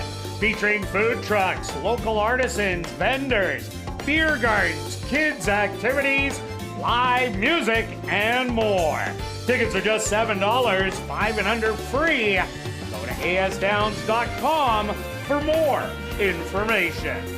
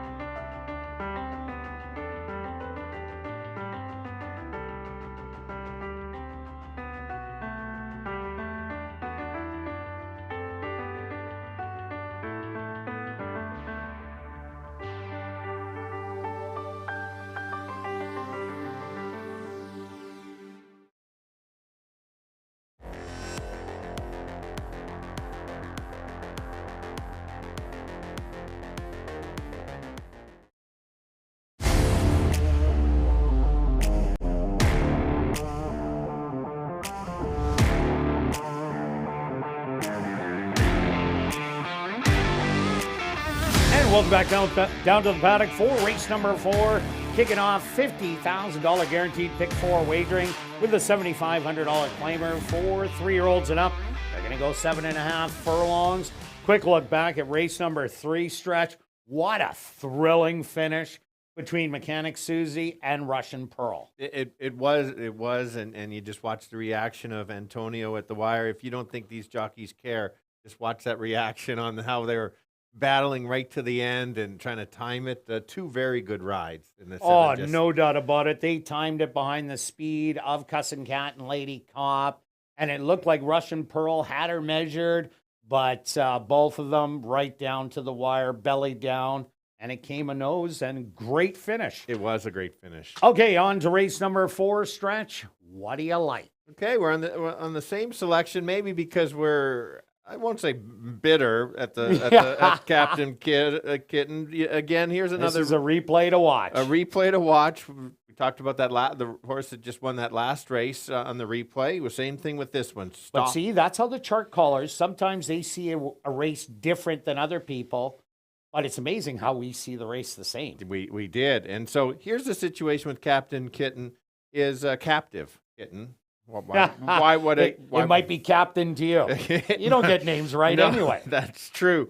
2 Back was such a good race that just looked so good, took over. And the last race, I went to that horse again, even moving up because of the figures. And the horse ran just as well.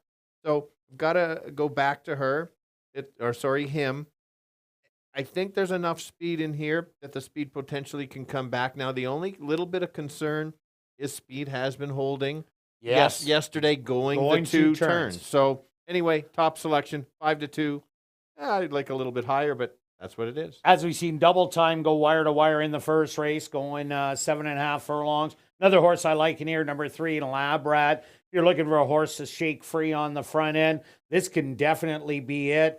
At Remington, this horse hit the front end in a non-3 lifer, held on for a nose victory. Won at Sam Houston, wire to wire, going 7 furlongs. Has been showing speed as of late, but hasn't been carrying that speed. But just the way the track is playing, if you're going to take a shot on a horse, right now you're getting 4-1. That might even float up closer to post time. Lab Rat might be the one to chase.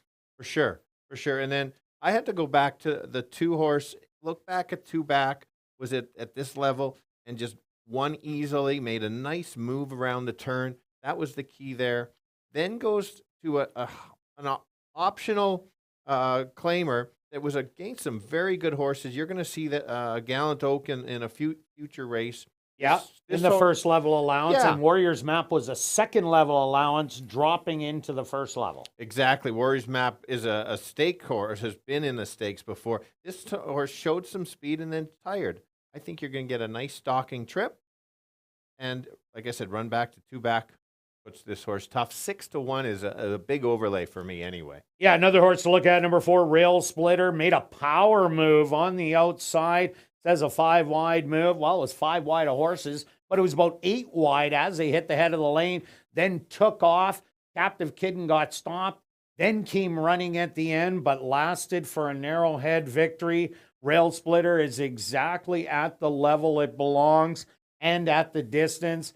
This horse gets the best trip, definitely can win it. Absolutely. So let's take a look at this Runaway Hurricane. This horse is better going long, as you can see. We backed it last time, is moving up quite a bit in class. You've got to be careful, but this horse does have talent, needs a duel in front to make it happen. You're getting 12-1. Yeah, that's about the right price. And the one Provocative Prince didn't show much in the first outing. I think this horse might need one more after beating double digits. For sure. And then you get the 7 first start off a layoff. Won last year at the end. You might want to wait and see. I'm going to make some notes, but does have some races at Gulfstream, puts this horse competitive. All right, let's go to our wagers here in race number 4 stretch. Start us off, pick 4 time, 2 tickets as usual. Yes. But look at the big ticket I got. Yes, look at you. I know, I stepped it up. You did. Good. Yeah, I don't know where you got that money. Anyway, here we go. I went in the wife's purse again. Again. She works hard. 2, 3, 6 with the 3. With the 2, 4, 9, with trying to light the board in the last with the 267, and then another ticket 2346 with 1357 with 249, and that's the key that I like the best. But I wanted to leave those long shots in there on that other ticket. Yeah, I'm taking the 3-6 in here, then the 3-5-7. Then I'm loading up with 1-2-4-8-9 and rounding it out with 6 and 7. That's a $60 ticket. Good luck with all your wagers here in race 4, and we'll see you back for race 5.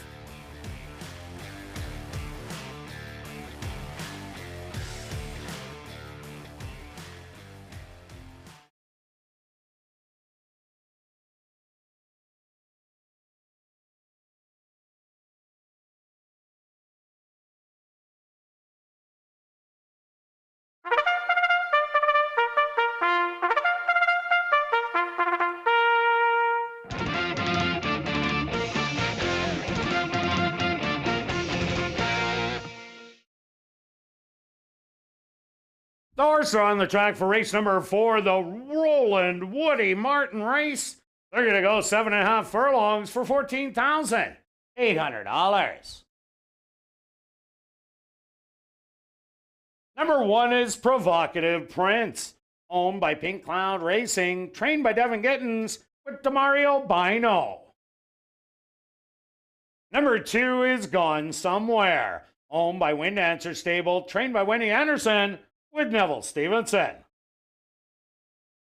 Number 3 is Lab Rat, owned by Henry Witt Jr., trained by Jerry Gorno with Stanley Shady Jr. Number 4 is Rail Splitter, owned by Wind Dancer Stable, trained by Wendy Anderson with Ronaldo Cumberbatch.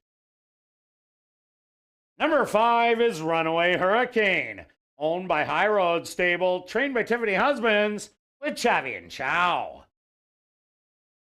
Number 6 is Captive Kitten, owned and trained by Victoria Morse with Antonio Whitehall.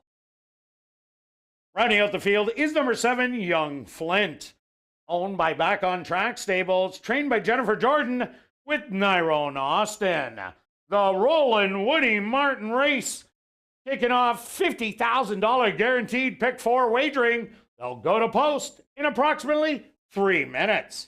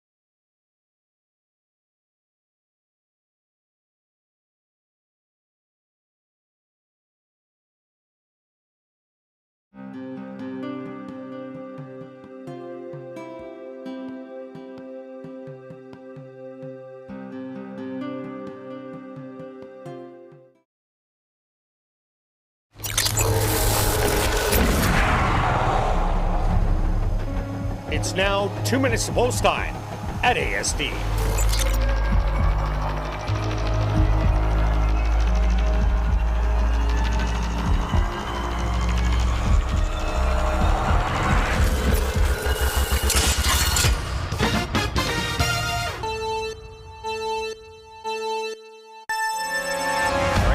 Kicking off the pick 4. It looks like there's going to be a real big pool again tonight, going 7.5. I'm going to start with the 6-horse Captive Kitten.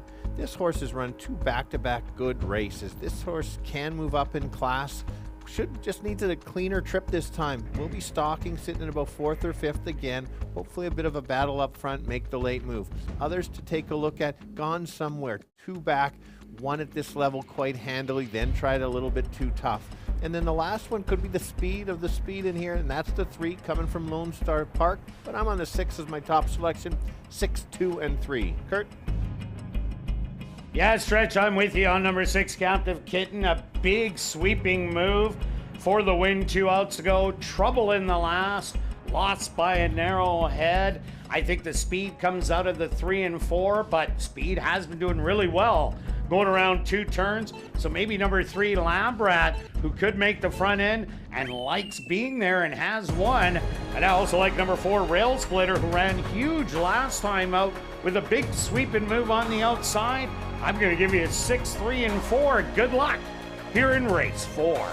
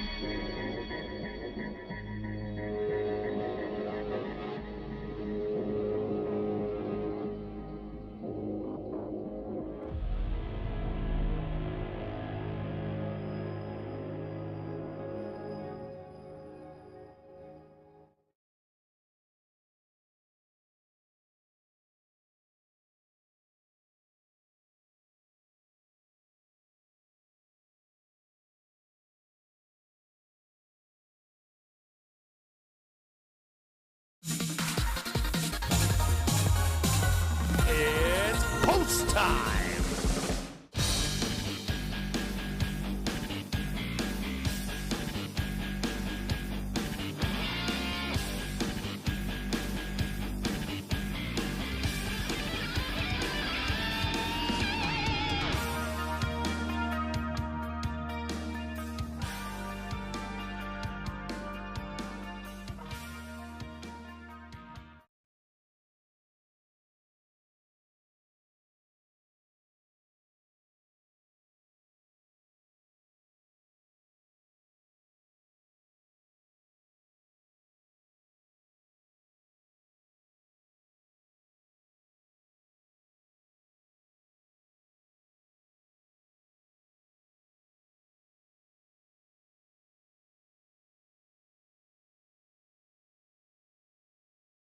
Provocative Prince and Gone Somewhere, both into the starting gate. Next up, Labrat. Rail Splitter ready to go in.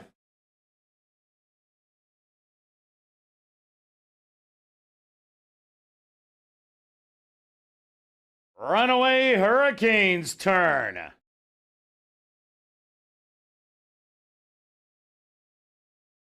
Just 2 left to load. Captive Kitten. And just waiting on Young Flint to the outside.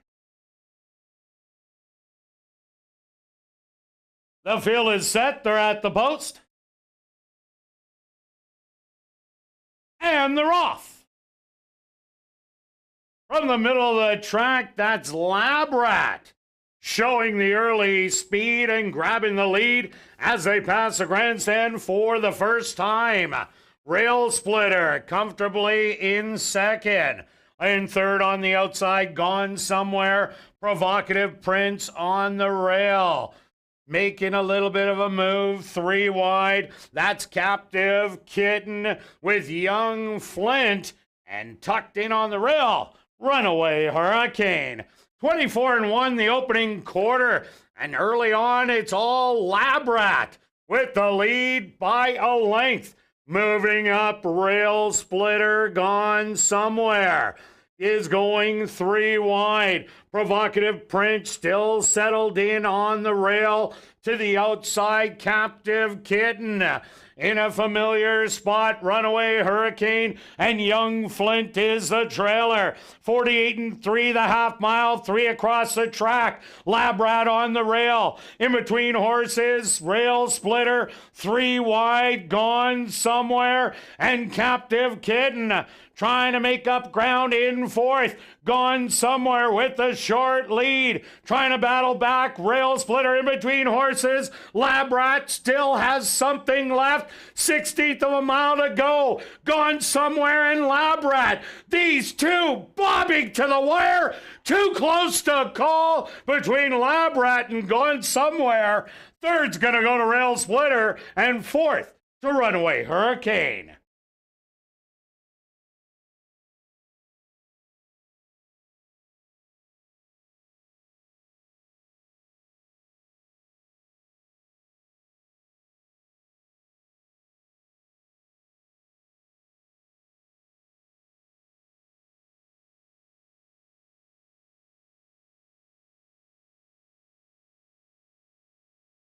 The stewards have requested a photograph to determine the winning horse. They went the opening quarter 24-1, the half 48-3, 6 furlongs 113-4, 7 furlongs 127. Time for the 7.5 furlongs 134.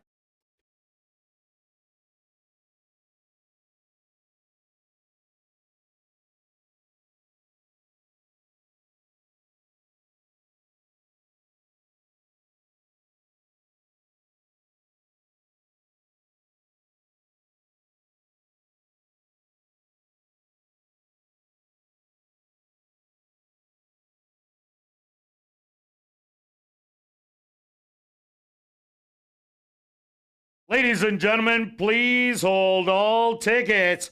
A rider's objection here in race number 4.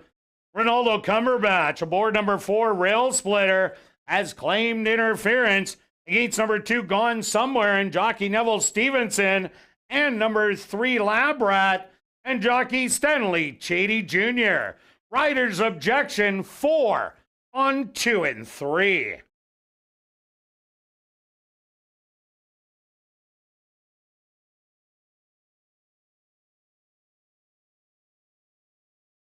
Results of the photo show the winner, number 3, Labrat.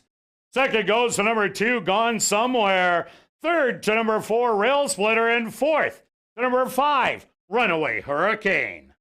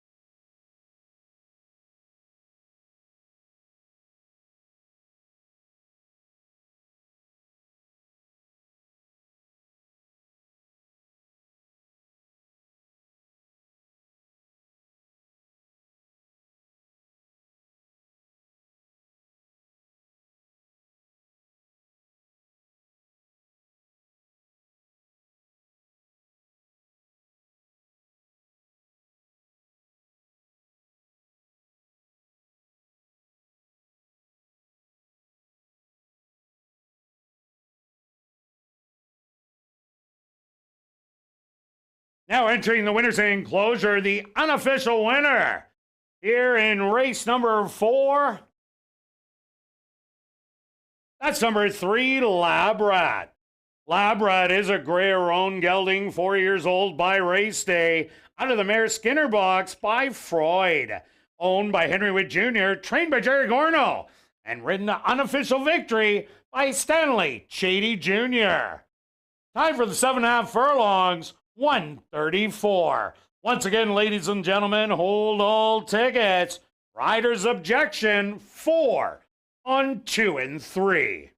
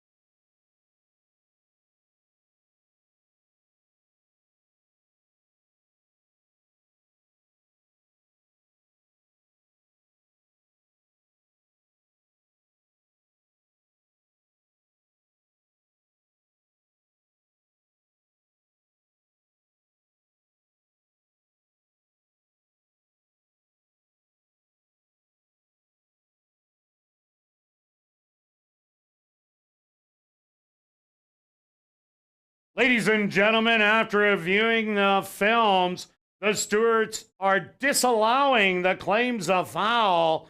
3, 2, 4, 5 will become official.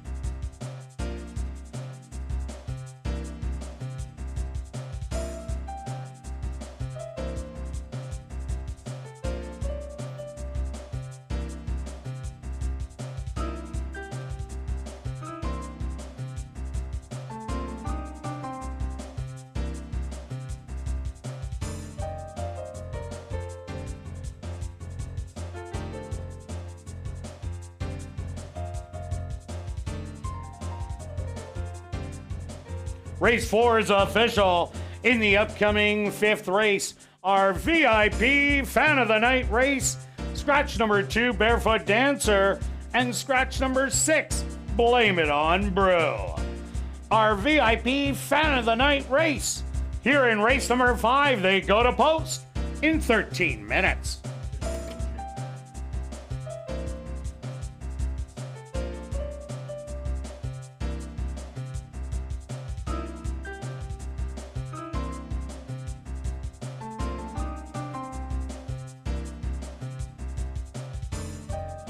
And just a reminder that if you're new to racing, to download the new Dark Horse Bets app.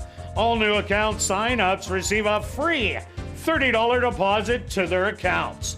The Dark Horse Bets app was designed for people new to horse racing, making wagering simple with smart picks predictions available for all races. Get your free $30 now by signing up for Dark Horse Bets. Just scan the QR code on the front of your program.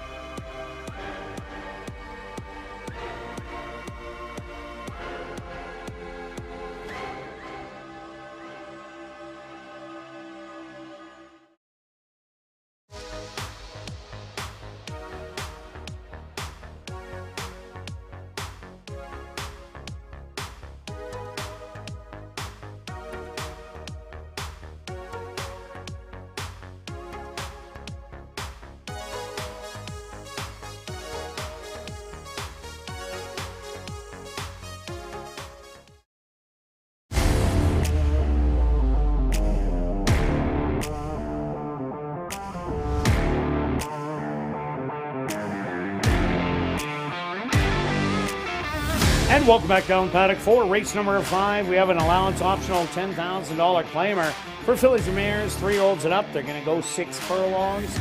Scratch the 2 Barefoot Dancer and scratch the 6 Blame It on Brew. Take a look back at race number 4, Stretch the Speed. Lab Rat ended up coming back on and taking that win away from Gone Somewhere. But great finish. Great finish, absolutely. The 2 horses up at the front were right there, and they hung around. So I think we're done with 6, 7 furlong. Oh, we have a mile race in the. So remember. Yeah, we still got a mile to go in race number 6. Correct. Remember that's important. We've seen that for 2 days now. Top selection here is Kate Princess, as expected. 1 to 2. 1 to 2. It's a little low for me on the price, but you know what you get. She's going to show speed. She's going to battle till the end. If somebody tries to go with her, may not end up being around. So, but if they let her get loose, she easily goes gate to wire. Yeah, no doubt about it. But as we've been saying, going around a ground speed doing well. Going short, though, not doing as well. But I also like Kate's Princess. I also like number 5, McLean's Bella. What a great debut here at the Downs. Stalked, pounced, and lasted for victory over Danzig Star Storm. McLean's Bella. This is a horse that'll sit back and hope that Kate's Princess and number 4, Load Abroad, they go battle it out so she can do the exact same thing she did last time out. Just sit in behind, because she was in some fast fractions as Cussin' Cat was the one that cut those out, just like she did today in 45 and change. So McLean's Bella, 5 to 2. That's a little low for me right now, but definitely a big chance. Yeah, I'm with you, and you have to remember the 2 scratches that are going to lower your morning line odds. Whereas my second selection, morning line 10 to 1, I'm getting 17 to 1 on Wits 10E10. I like this horse if this horse can stalk on the rail and kind of make a move late. If it tries to battle, that's not going to work very well. 2 back was a first start going 2 turns, ran great last time, not so good.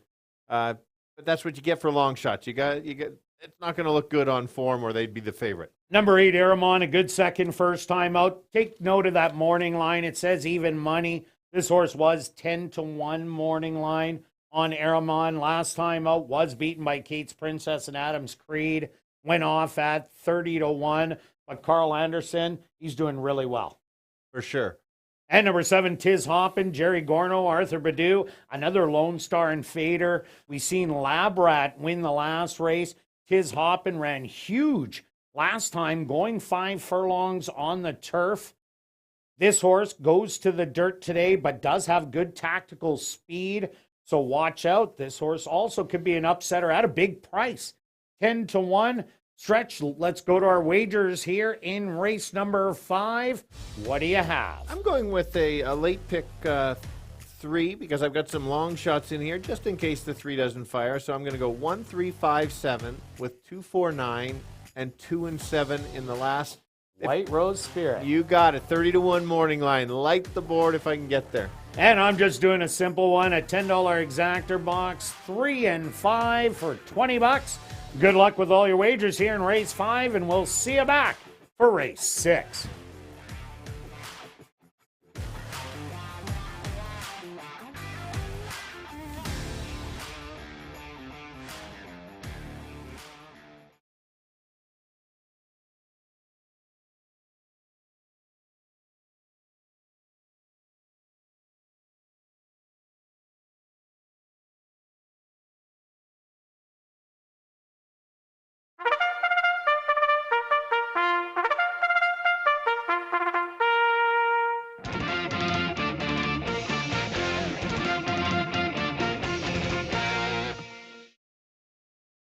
The horse on the track for race number 5, our VIP end of the night race.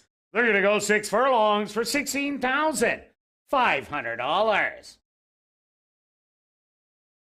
Number 1 is Wits 10E10, owned by Hillside Farms and Right Attitude, trained by Stephen Gaskin with Demario Bino. Number 2, Barefoot Dancer was scratched. Number 3 is Kate's Princess, owned by Bonnie McCrory and Gary Danielson, trained by Gary Danielson with Jorge Carreño. Number 4 is Load Abroad, owned by Bill Meikle, trained by Wendy Anderson, with Fraser Abley. Number 5 is McLean's Bella, owned by Jeff Jacobs, trained by Steve Keplin Jr., with Braven Badry.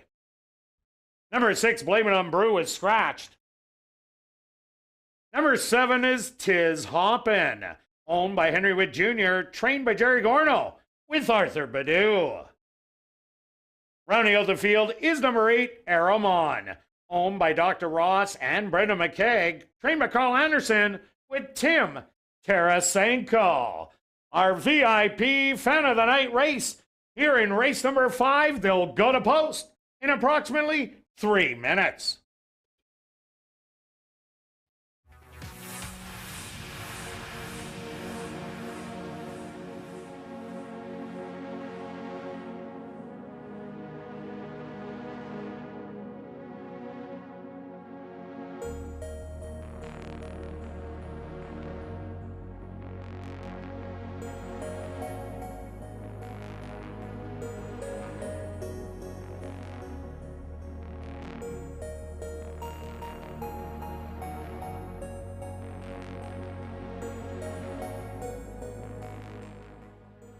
Ladies and gentlemen, turning your programs back to race number 4, we had a claim to report. Claim for $7,500 was number 2, Gone Somewhere, claimed by Club 3D, trainer Curtis Maxwell.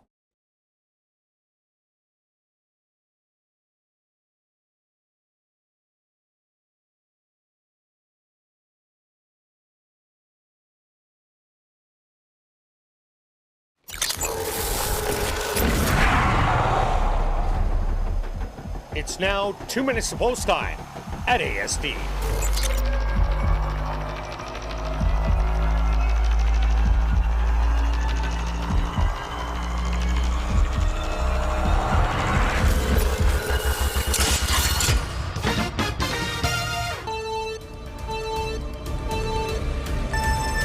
All right, the girl's going 6 furlongs. The race goes through the number 3, Kate's Princess. She's a speedy filly. She likes to battle. It's just catch her if you can. If she can get the distance, they're not going to beat her. She wins this condition regularly. Others to look at. Let's go to my long shot of the day in here, and that's the one. This horse hopefully just kind of chases her along the rail and kind of takes over from there. If she can, you're going to get paid at 16-1. And the last one who's running really well and improving, that's the 5. Wouldn't leave that one out either. Let's go 3, 1, and 5. Kurt? Yeah, Stretch, I'm with you on number 3, Kate's Princess. As long as she gets the lead all by herself, she is the one to catch. McLean's Bella ran a huge race for her first time over the racetrack in a good stalking role, a similar race, and she could steal the win away. And I also like number 7, Tiz Hopping, another Lone Star Invader that just won race number 4. So I'm giving you 3, 5, and 7. Good luck here in race 5.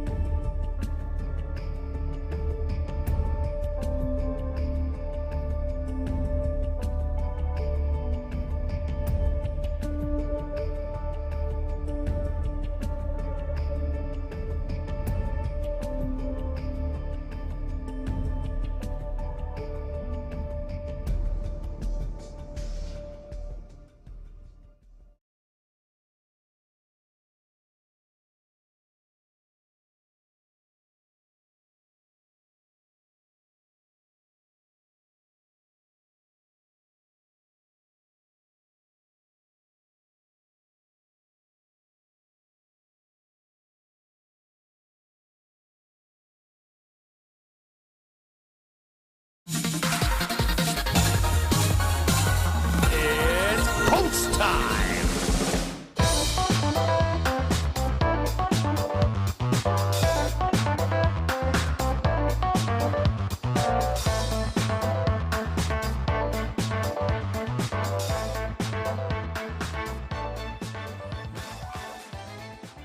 It's 10-10, the first one in.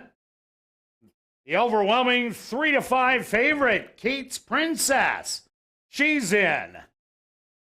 Load Abroad is next.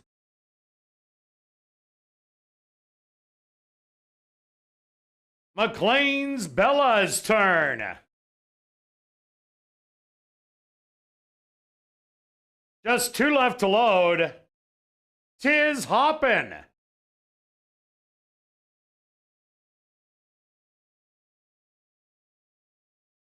And it's now waiting on Aramon to the outside. They're all set. They're at the post. And they're off. Breaking well on the outside, 'Tis Hoppin'. Kirt's Princess.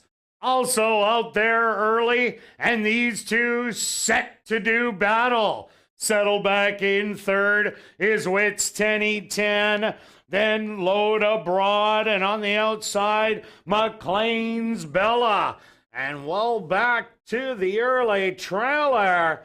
That's going to be Aramon. The opening quarter, a quick 22-4. And it's Kirt's Princess. Up by a length and a half. 'Tis Hoppin' coming back at her in second. Back in third, Wits 10-10 on the rail. In between horses, Load Abroad. McLean's Bella having some problems.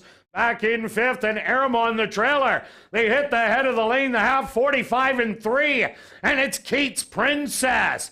She's made every pole a winning one. And she is drawing off now by 4. And at the 16th pole, it's a favorite. She's going to get it done. Kirt's Princess. 'Tis Hoppin' second best. Very close for third between Wits 10-10 and Aramon.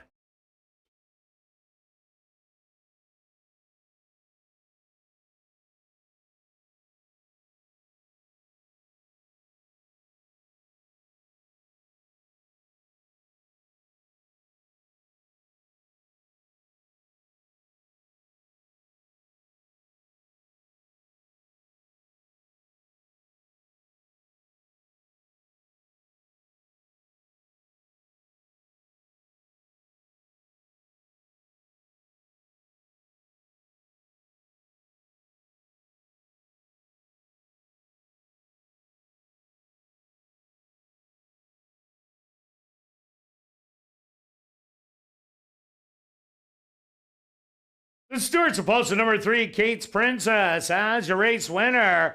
Second goes to number 7, 'Tis Hoppin'. A photograph has been called to determine the show position.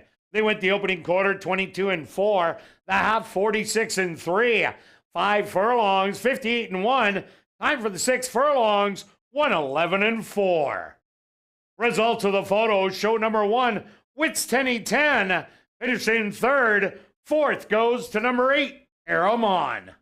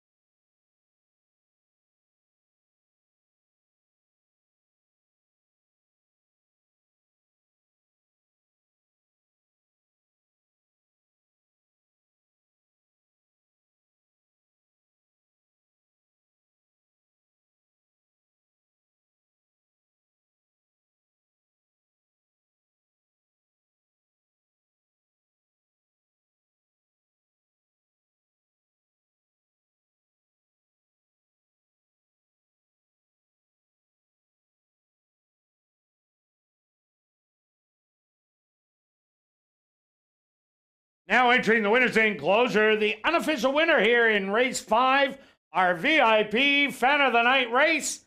That's number 3, Kirt's Princess. Kirt's Princess is a gray-roan mare, 7 years old, by Lucky Pulpit. Out of the mare Could Be Trouble by Minister's Wildcat. Owned by Bonnie McCrory and Gary Danielson. Trained by Gary Danielson. And ridden to unofficial victory by jockey Jorge Carreño. Time for the 6 furlongs, 1:11:04.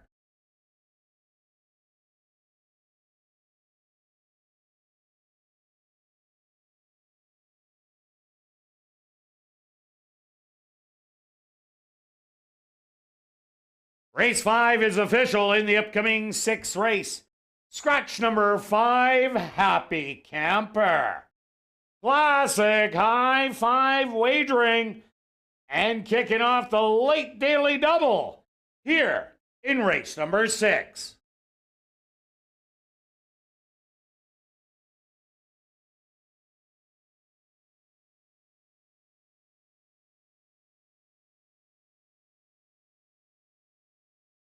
And just a reminder to get your Chase the Ace tickets for our new weekly draw. The progressive jackpot is guaranteed at $5,000 if you pick the Ace of Diamonds. Tickets start at just $5 and are available online at asdowns-cta.com or here in person at guest services or the VLT cashier's cage on the 2nd level. Weekly draw does take place tomorrow night at 9 p.m., so get your tickets now. Proceeds do support community charities, including Final Furlong, the Winners Foundation, Manitoba Indigenous Cultural Education Center, Indigenous Languages of Manitoba, the Manitoba Lung Association, Dream Factory, and Mad Winnipeg. By purchasing a ticket, you are helping these charities make a positive difference in the community. Thank you for supporting the Chase the Ace charity program.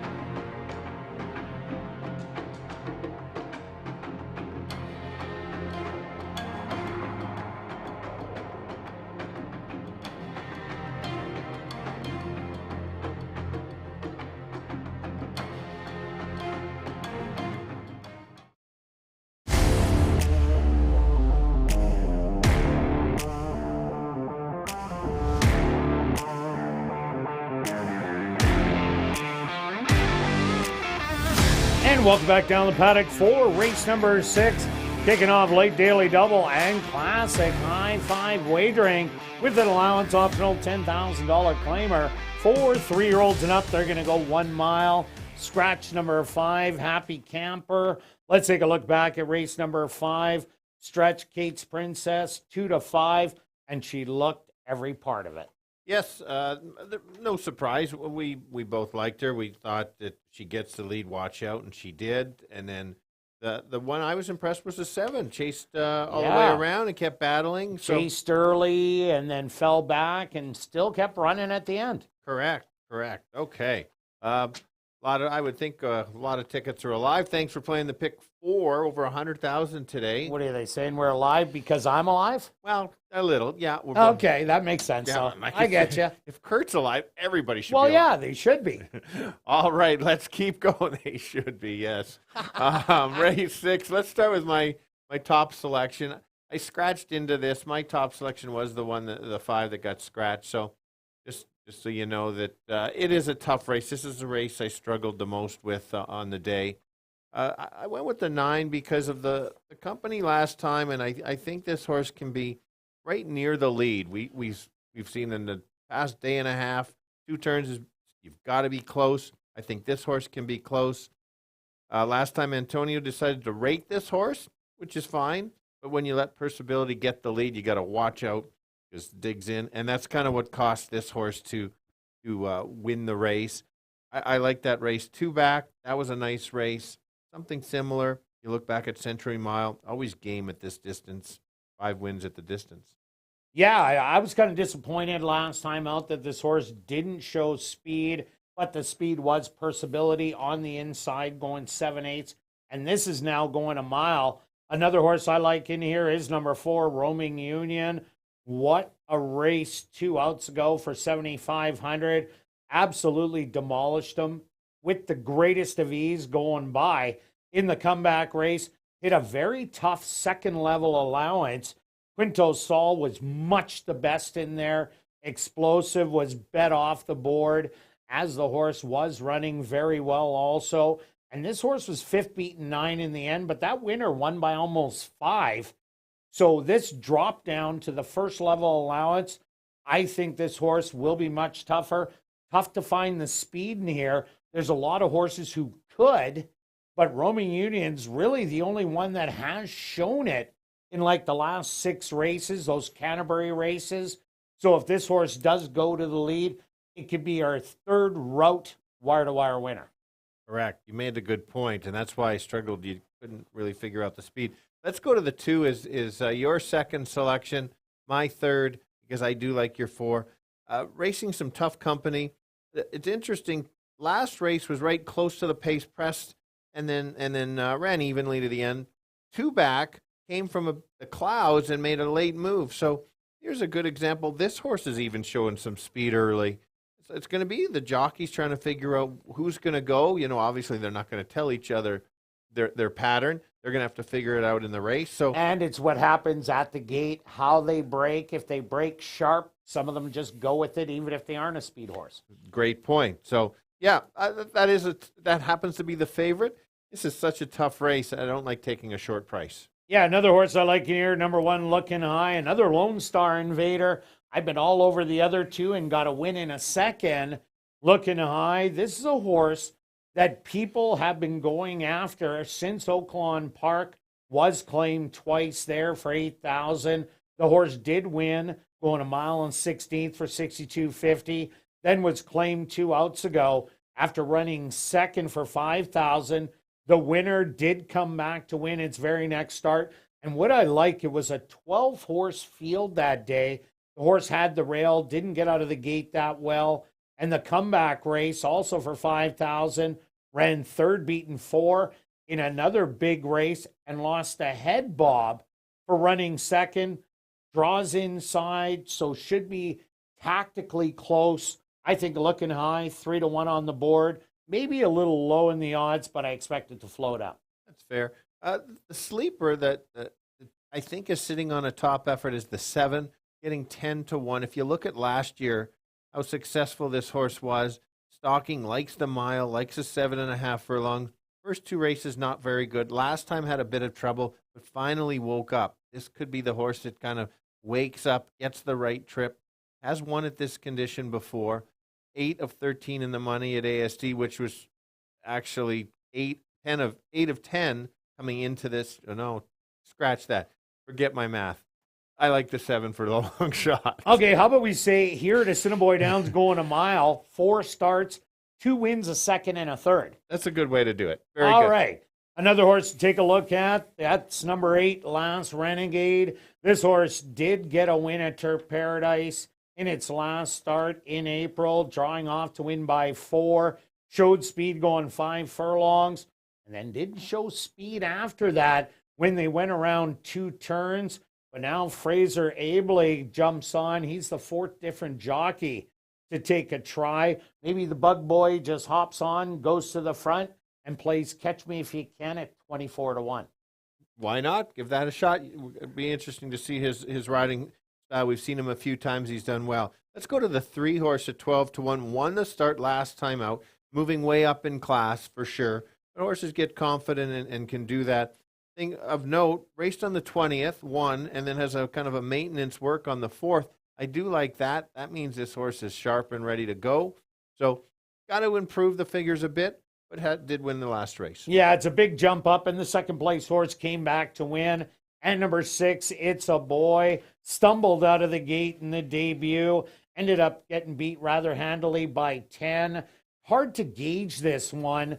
26 lifetime starts, 24 of them were on the turf, and really hasn't done much on the dirt. But throw out the stumbled race, this horse might be able to show something. It did show some speed, but that was going a mile and 3/8, where you don't have to be much to get the front end going a mile and 3/8. But I'd give this horse a second try and throw it in my high 5. Let's go to our wagers here in race 6 stretch. What do you have? Well, it's such a tricky race. You've taken a stand on the 4, and that's fair. Oh, yeah. I'm going to do a $3 exacta box, 2, 4, and 9. It's a total of 18. If you wanted to do just a $1, it's only $6. And because I was impressed with both races, I'm taking the 4 on top with the 12789, 12789. That's a $1 tractor. It'll cost you $20. Good luck with all your wagers here in race 6, and we'll see you back for race 7.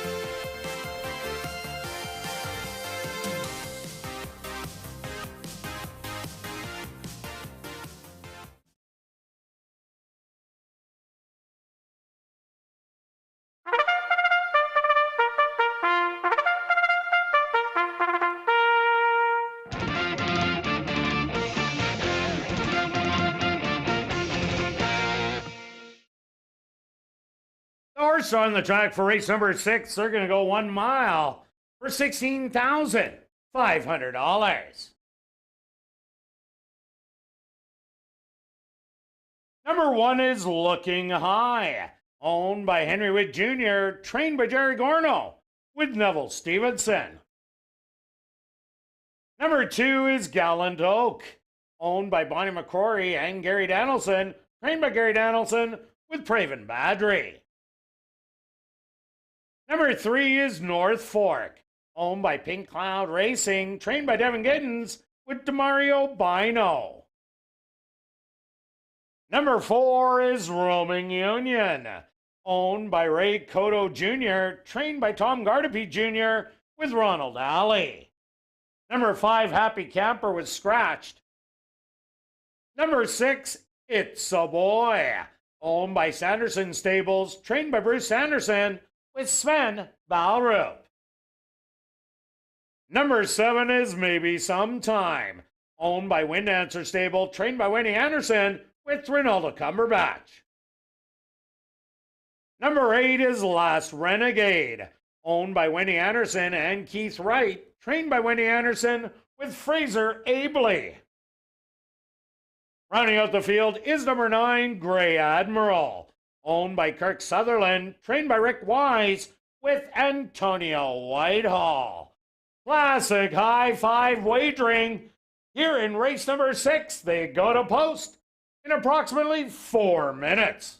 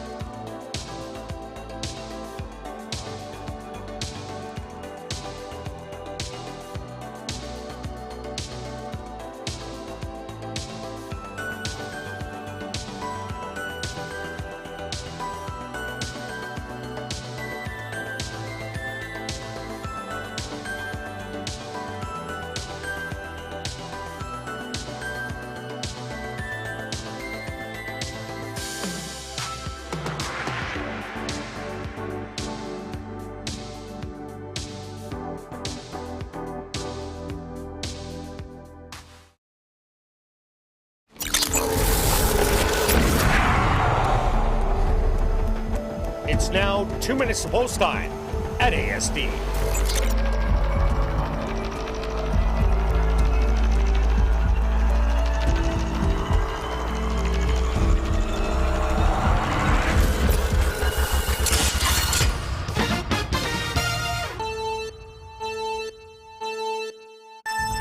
All right, the boys going a mile, which is 8 furlongs. It is a wide open race, tricky to figure out because you're not sure who's going to go to the lead. I'm going to start with the 9 on the outside.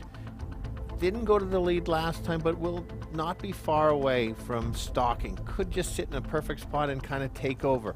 Another selection going off at 7-2, which is fair value.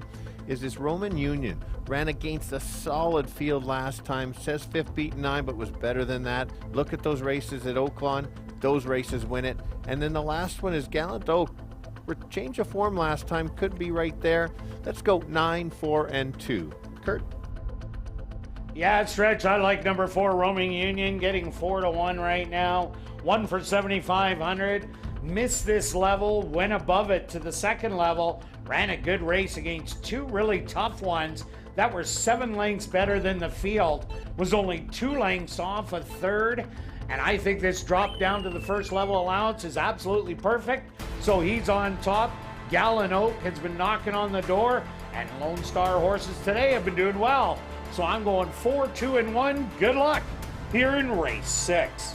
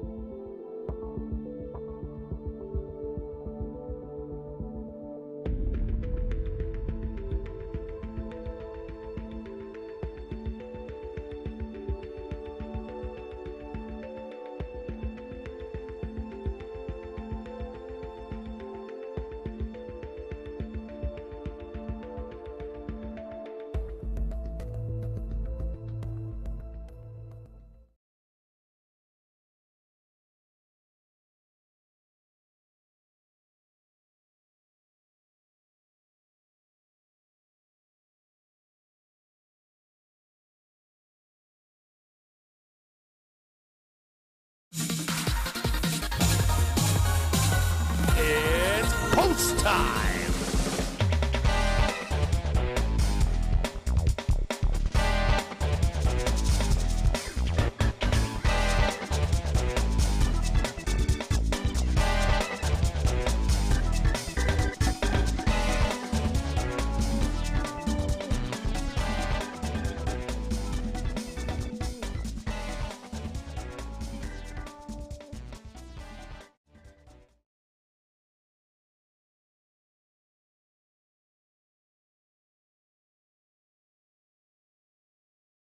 Looking high, the first one in the starting gate. Gallant Oak is in. Next up, North Fork.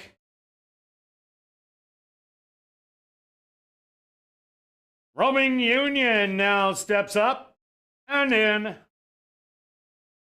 It's a boy's turn.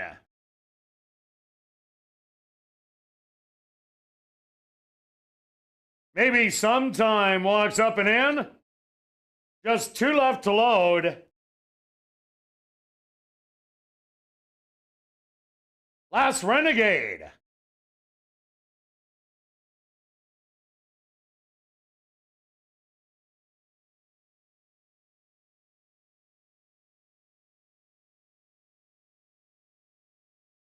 And just waiting on Grey Admiral to the outside. The field is set. They're at the post.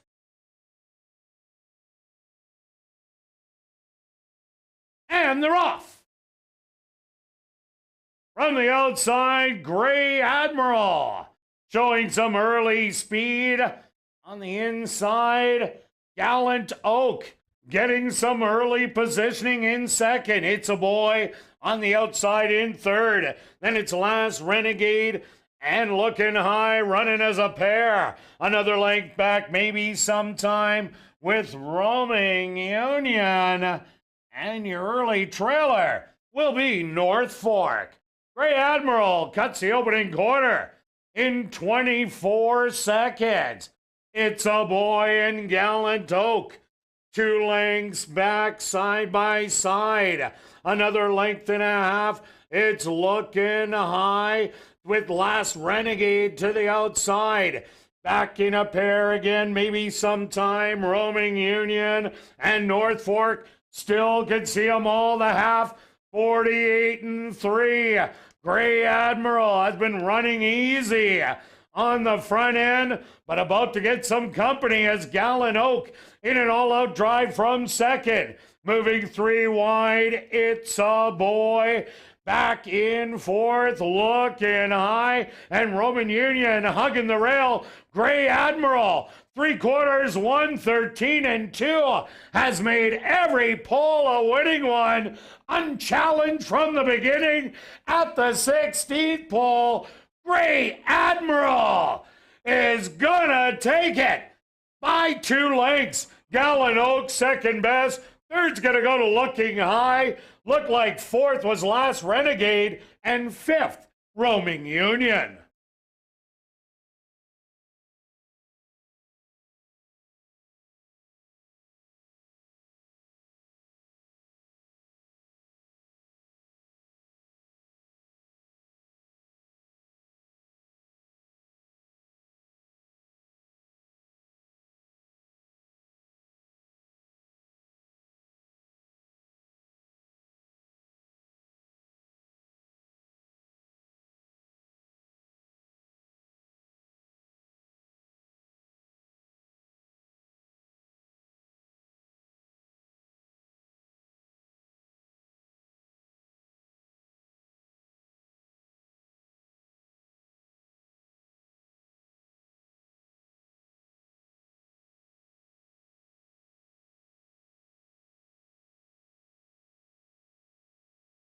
The Stewart's opposed to number 9, Grey Admiral, as your race winner.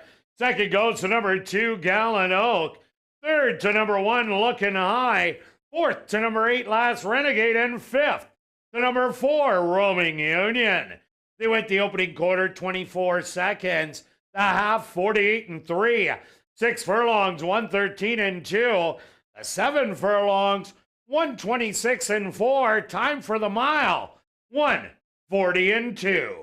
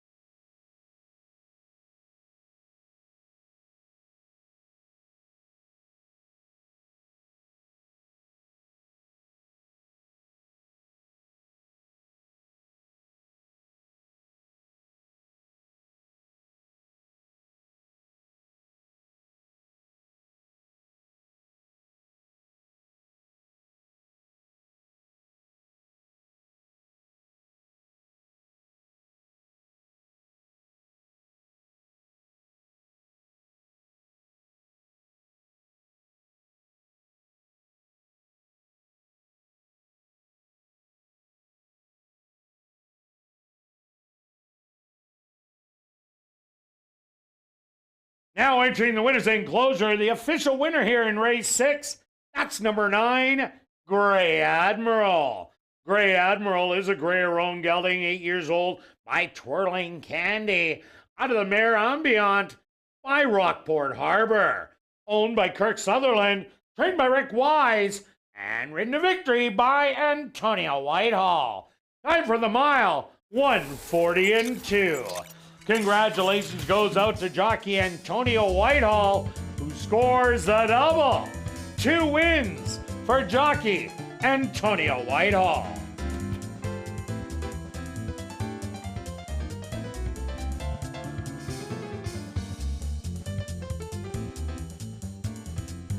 Race 6 is official in the upcoming 7th race. Our other classic high five race of the evening, number 4, Rathmeister. The owner should read Steve Herman Jr. Classic high five wagering, Here in race number 7, they go to post in 16 minutes.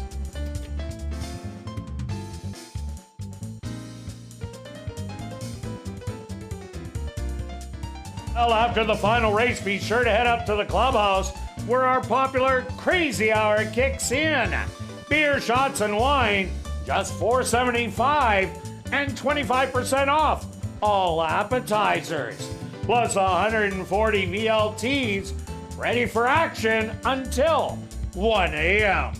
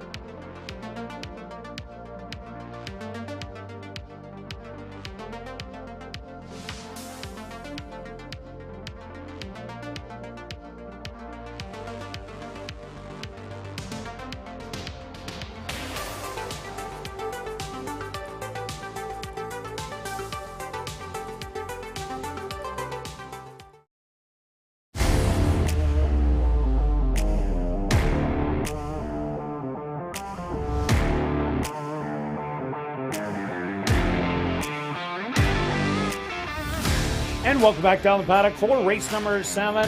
We have a $5,000 claimer for fillies, mares 3 and up that are non-2 lifers. They're going to go 6 furlongs. Number 4, Rathmeister. The owner should read Steve Herman Jr. Looking back at race number 6, well, speed got him again. If you guessed that it was Grey Admiral, you got paid. Oh, thank you. Well, it happened to be my picks, 9 and 2. But that's how it went around the whole trip. The 9 went out, 2 chased, and nobody really closed. The 1 made a small close, but the 2 tried to challenge, but the 9 just got that easy breather on the front end, half and 48. And and that's what happens on these better horses. You give them the breather, and they take full advantage. So many tickets are alive in the pick 4, pick 5. We're both alive in the pick 4. You're also alive in the pick 5. Yeah. Nicely done. A small payout, but a win's a win. We'll take it. So here we go. We're both on the same horse, the 7. I do like this horse quite a bit. She has been challenging some of the better fillies on the grounds, and now doesn't have to. This horse got the lead a few times in that higher level, and this is one of the better angles I do like, is when you're dropping in class and you show speed, because the better horses, the speed carries longer, and that's what this horse kind of situation is. Take a look, was big odds last time out, a little outclassed, but still ran better than it looked. Yeah, throughout that race 2 outs ago, the horse broke slow and the first time stumbled, but that time at least duked it out, and duked it out with a really good one. A 46.5 in here against all these non-2s that ran against each other. That would be about a 7-length lead. So they won't have to go that fast. Jockey Jorge Carreño aboard. He can nurse a horse around there. So Tecate Gold, they're going to have to try and beat. I also like number 6, Miami Souvenirs. Has been getting better in each and every start. Second time out, really woke up. Only got beat by a length last time out. Sky Tizzy made that allowance drop, got the win. Just for Charlotte ran second. Just for Charlotte came back to win yesterday. So Miami Souvenirs was 2 3/4 lengths ahead of the rest of them. So I like her to rally for second. Yeah, I'm with you. I've got that horse in my top 3. I went for a Bombs Away, currently not quite the longest shot, but 16 to 1. That's the 2 horse. Cuts back from 7.5 furlongs. That was a very good race. That was against the boys. This horse, you liked this horse last time because of going the 7.5 furlongs. I'm hoping this horse, the cutback, keeps this horse hanging around a little bit longer, hoping doesn't get in a duel and just kind of stalks and takes a run late. I will take 16 to 1, and you jumping ship. So I like the horse a little bit more because you know what's going to happen if the horse wins. Well, kind of like a jump ship on Grey Admiral that I liked last time out. Also look at number 8, Tale of Atreides. This horse, 2 outs ago, dropped in from maiden allowance, ran second to a loose speed horse in Always the Little One. And then the comeback race was a good one, breaking the maiden easily. Didn't really beat a lot in there, but did it really impressively. Now gets to move up against the non-2s for the same price. But the way the horse ran last time out, definitely a big shot to be a part of it. For sure. Now, if let's say the 7 doesn't break as well as expected, or they decide the 1 horse is your speed on the rail, you always kind of have to take note of that situation because, again, rail speed is tough once you get out. Tired last time, but if it gets loose and you never know, could go gate to wire. Well, if not, might be able to chase Yes. all the way around, and that just might be good enough, as Patty might be long gone. Also look at number 5, Moore's Miracle, making the first start of the year. Started late in July last year, going 5 furlongs. Ran a really good third behind 2 horses outclassed you, the big favorite, and Go It Go ended up winning its next start. But Moore's Miracle, speed to offer in here, and that's not a good thing with the 7 and the 9. So I think the 5's kind of up against it to get a big piece of things. For sure. But you know there's going to be a long shot in there somewhere. This 3 horse stalked last time and just kind of faded. There are some races from last year that this horse can kind of just chase. If the pace isn't fast enough up front, then this can be there. If it's fast early and this horse tries to chase, would be up against it a little bit. And the 9 Ask the King. They take the tongue tie off. And this horse is also dropping from the allowance level. Ran a good race first time out. Was beaten by Takati Gold only by 2 3/4 of a length. Last time out, showed speed only for a quarter mile, and then was well beaten in the end, but against much better. Maybe this drop in class is just what this horse needs. For sure. And then the last one, here's an interesting one on a closer. Has a start at Chippewa Downs, got that out of the way. If you look at last year, this horse has finished in the money a couple times. You want bombs away to complete your high five? This might be the one, the 4 horse, 15 to 1. I don't know if he can win, but certainly could be in the mix for 4th or 5th. Yeah, for a late rallier. All right, let's go to our bets here in race number 7, Stretch. What do you have to end it off? All right, $1 tri-wheel 7 with the 2 and the 6, so 1 closer, 1 chaser, and of course, bring in the long shots underneath, $14. Did I do a stretch change alert? No, I'll leave it today. 7 with 2, 6 with all. And myself, I like 6 and 7, so I'm taking both of them with all. And then I'm doing the wedge, 6, 7 with all, with 6, 7, $1 wheels, 14 each, $28. Good luck with all your wagers. Here in race 7, we'll see you back tomorrow, 6:45 Central for ASD Live.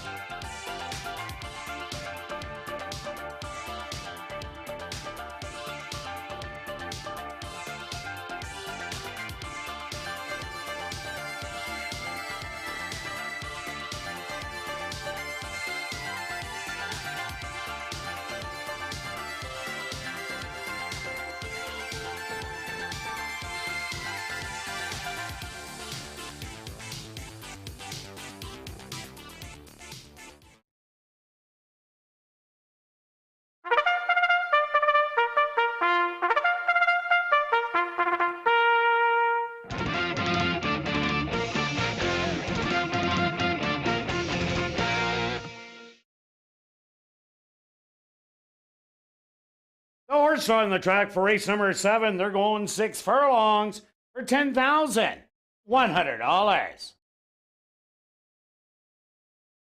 Number 1 is Fingertip, owned by Pink Cloud Racing, trained by Devin Gittins with Demario Bino. Number 2 is White Rose Spirit, owned and trained by Shelley Brown with Sven Ballrup. Number 3 is Victoriaville, owned by Keno Martin, trained by Stephen Gaskin with Chavian Chow. Number 4 is Rathmeister, owned by Steve Herman Jr., trained by Francis Nelson with Tim Tarasenko. Number 5 is Moore's Miracle, owned by Pink Cloud Racing, trained by Courtney Ross with Neville Stevenson. Number 6 is Miami Souvenirs, owned by Staff Max Stable, trained by Curtis Maxwell with Ronaldo Cumberbatch. Number 7 is Takati Gold, owned by Final Stable, trained by Curtis Maxwell with Jorge Carreño. Number 8 is Tale of a Treatise, owned and trained by Elton Dickey with Praven Badri. Rounding out the field is number 9, Ask the King, owned by Bill and Reed Mooney, trained by Bill Mooney with Siobhan Bell. Classic high five wagering. Here in race number 7, they go to post in approximately 3 minutes.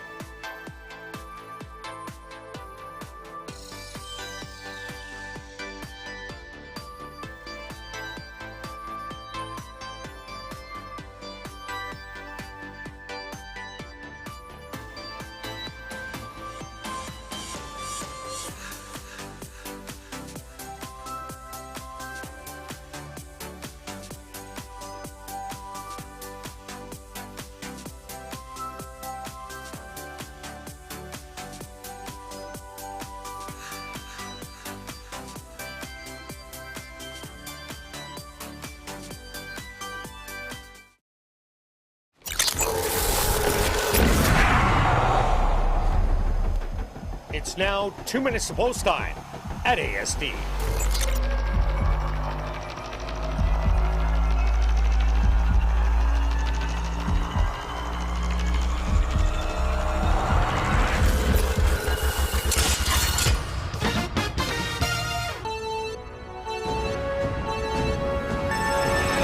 Girls closing it out, going 6 furlongs, full field of 9 horses, wide open, I think, for second or third. My top selection is the 7.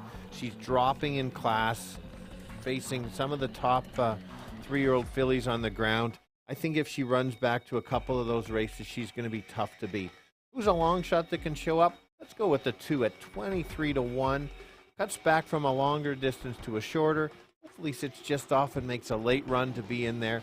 And a horse that's going to be coming from the clouds at the back, that's the 6 at 8-1 to pick up the pieces. Could pay lots if the long shots come in. 7, 2, and 6. Kirt. Yeah, Stretch, I'm with you on the 7. Catch Me If You Can. A huge drop in class and big-time speed.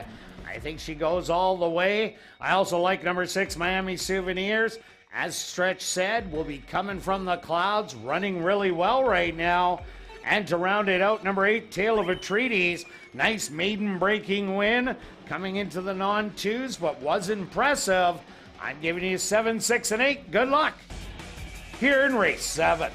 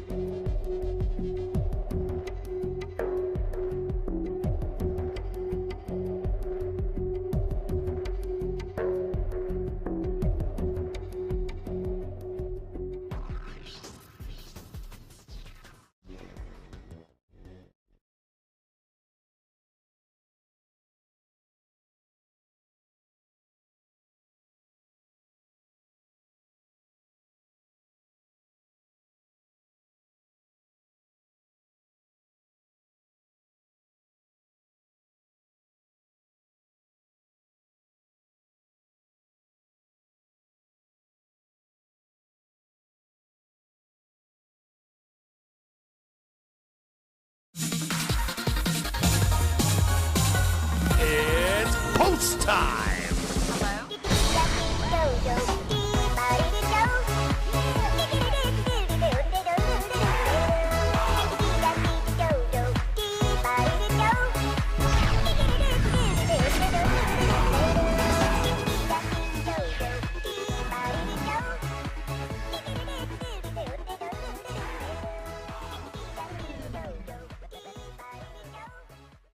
Fingertip leads them in for the nightcap. Next up, White Rose Spirit.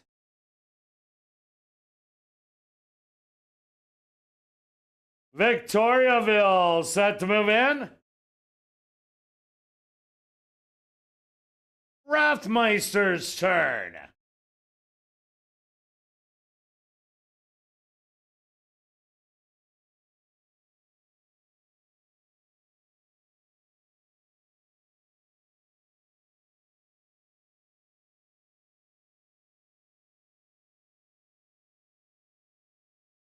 Moore's Miracle set to go in. With a little help from the gate crew, Rathmeister fractious in the gate. Miami Souvenirs is next. Ducati Gold, 3-5 favorite. Ready to go in. Just 2 left to load. Tale of a Treatise.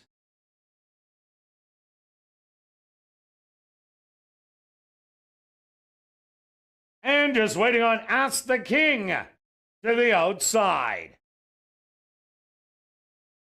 The field is set. They're at the post. And they're off. On the outside, Ask the King. Shows some good early speed and right out to grab the early lead. White Rose Spirit settled in second. On the outside in third, Ducati Gold. Up the rail is Fingertip. Then a gap of 5 more lengths back. That's going to be Tale of a Treatise. On the rail right behind Victoriaville. Then it's 3 more to Miami Souvenirs, Moore's Miracle, and the trailer Rathmeister. 22-3 the opening quarter. Now Ducati Gold takes over the front end. Back to second, Ask the King, White Rose Spirit, and Tale of a Treatise in hot pursuit. They hit the head of the lane, and it's Ducati Gold hanging on to the lead by a length and a half. White Rose Spirit, she's moved alongside and now goes on by. White Rose Spirit is going to win by 2. Second best is Ducati Gold.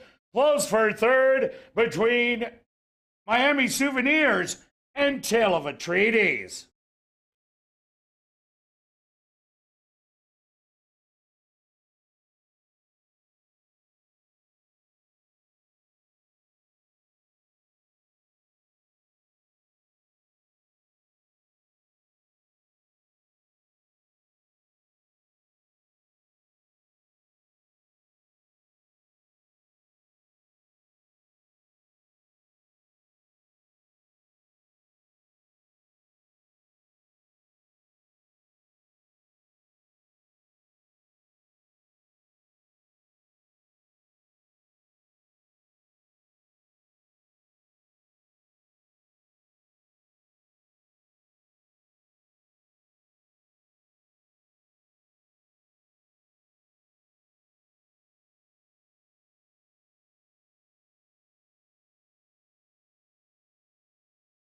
Stewart's opposed to number 2, White Rose Spirit.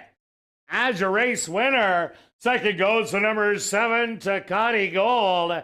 Third to number 6, Miami Souvenirs. And fourth to number 8, Tale of a Treatise, a photograph. Now the winner is number 5, Moore's Miracle, finished in 5th. They went the opening quarter 22-3, the half 46-4. 5 furlongs, 1 minute and 1. Time for the 6 furlongs, 1:14.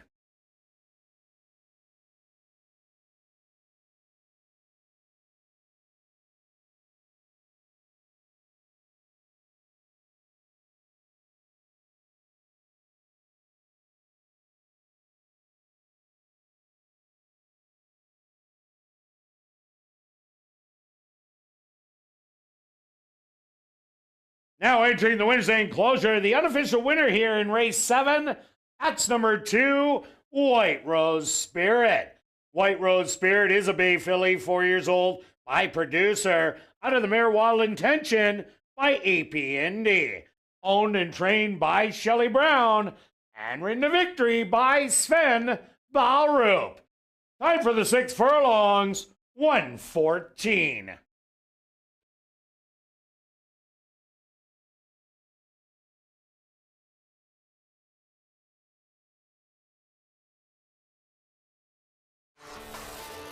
Well, now head up to the clubhouse to enjoy Crazy Hour on the second level. Beer, shots, and wine, $4.75 and 25% off all appetizers. Racing resumes tomorrow at 7:30. See you then. Those on hand, head up to the clubhouse for Crazy Hour.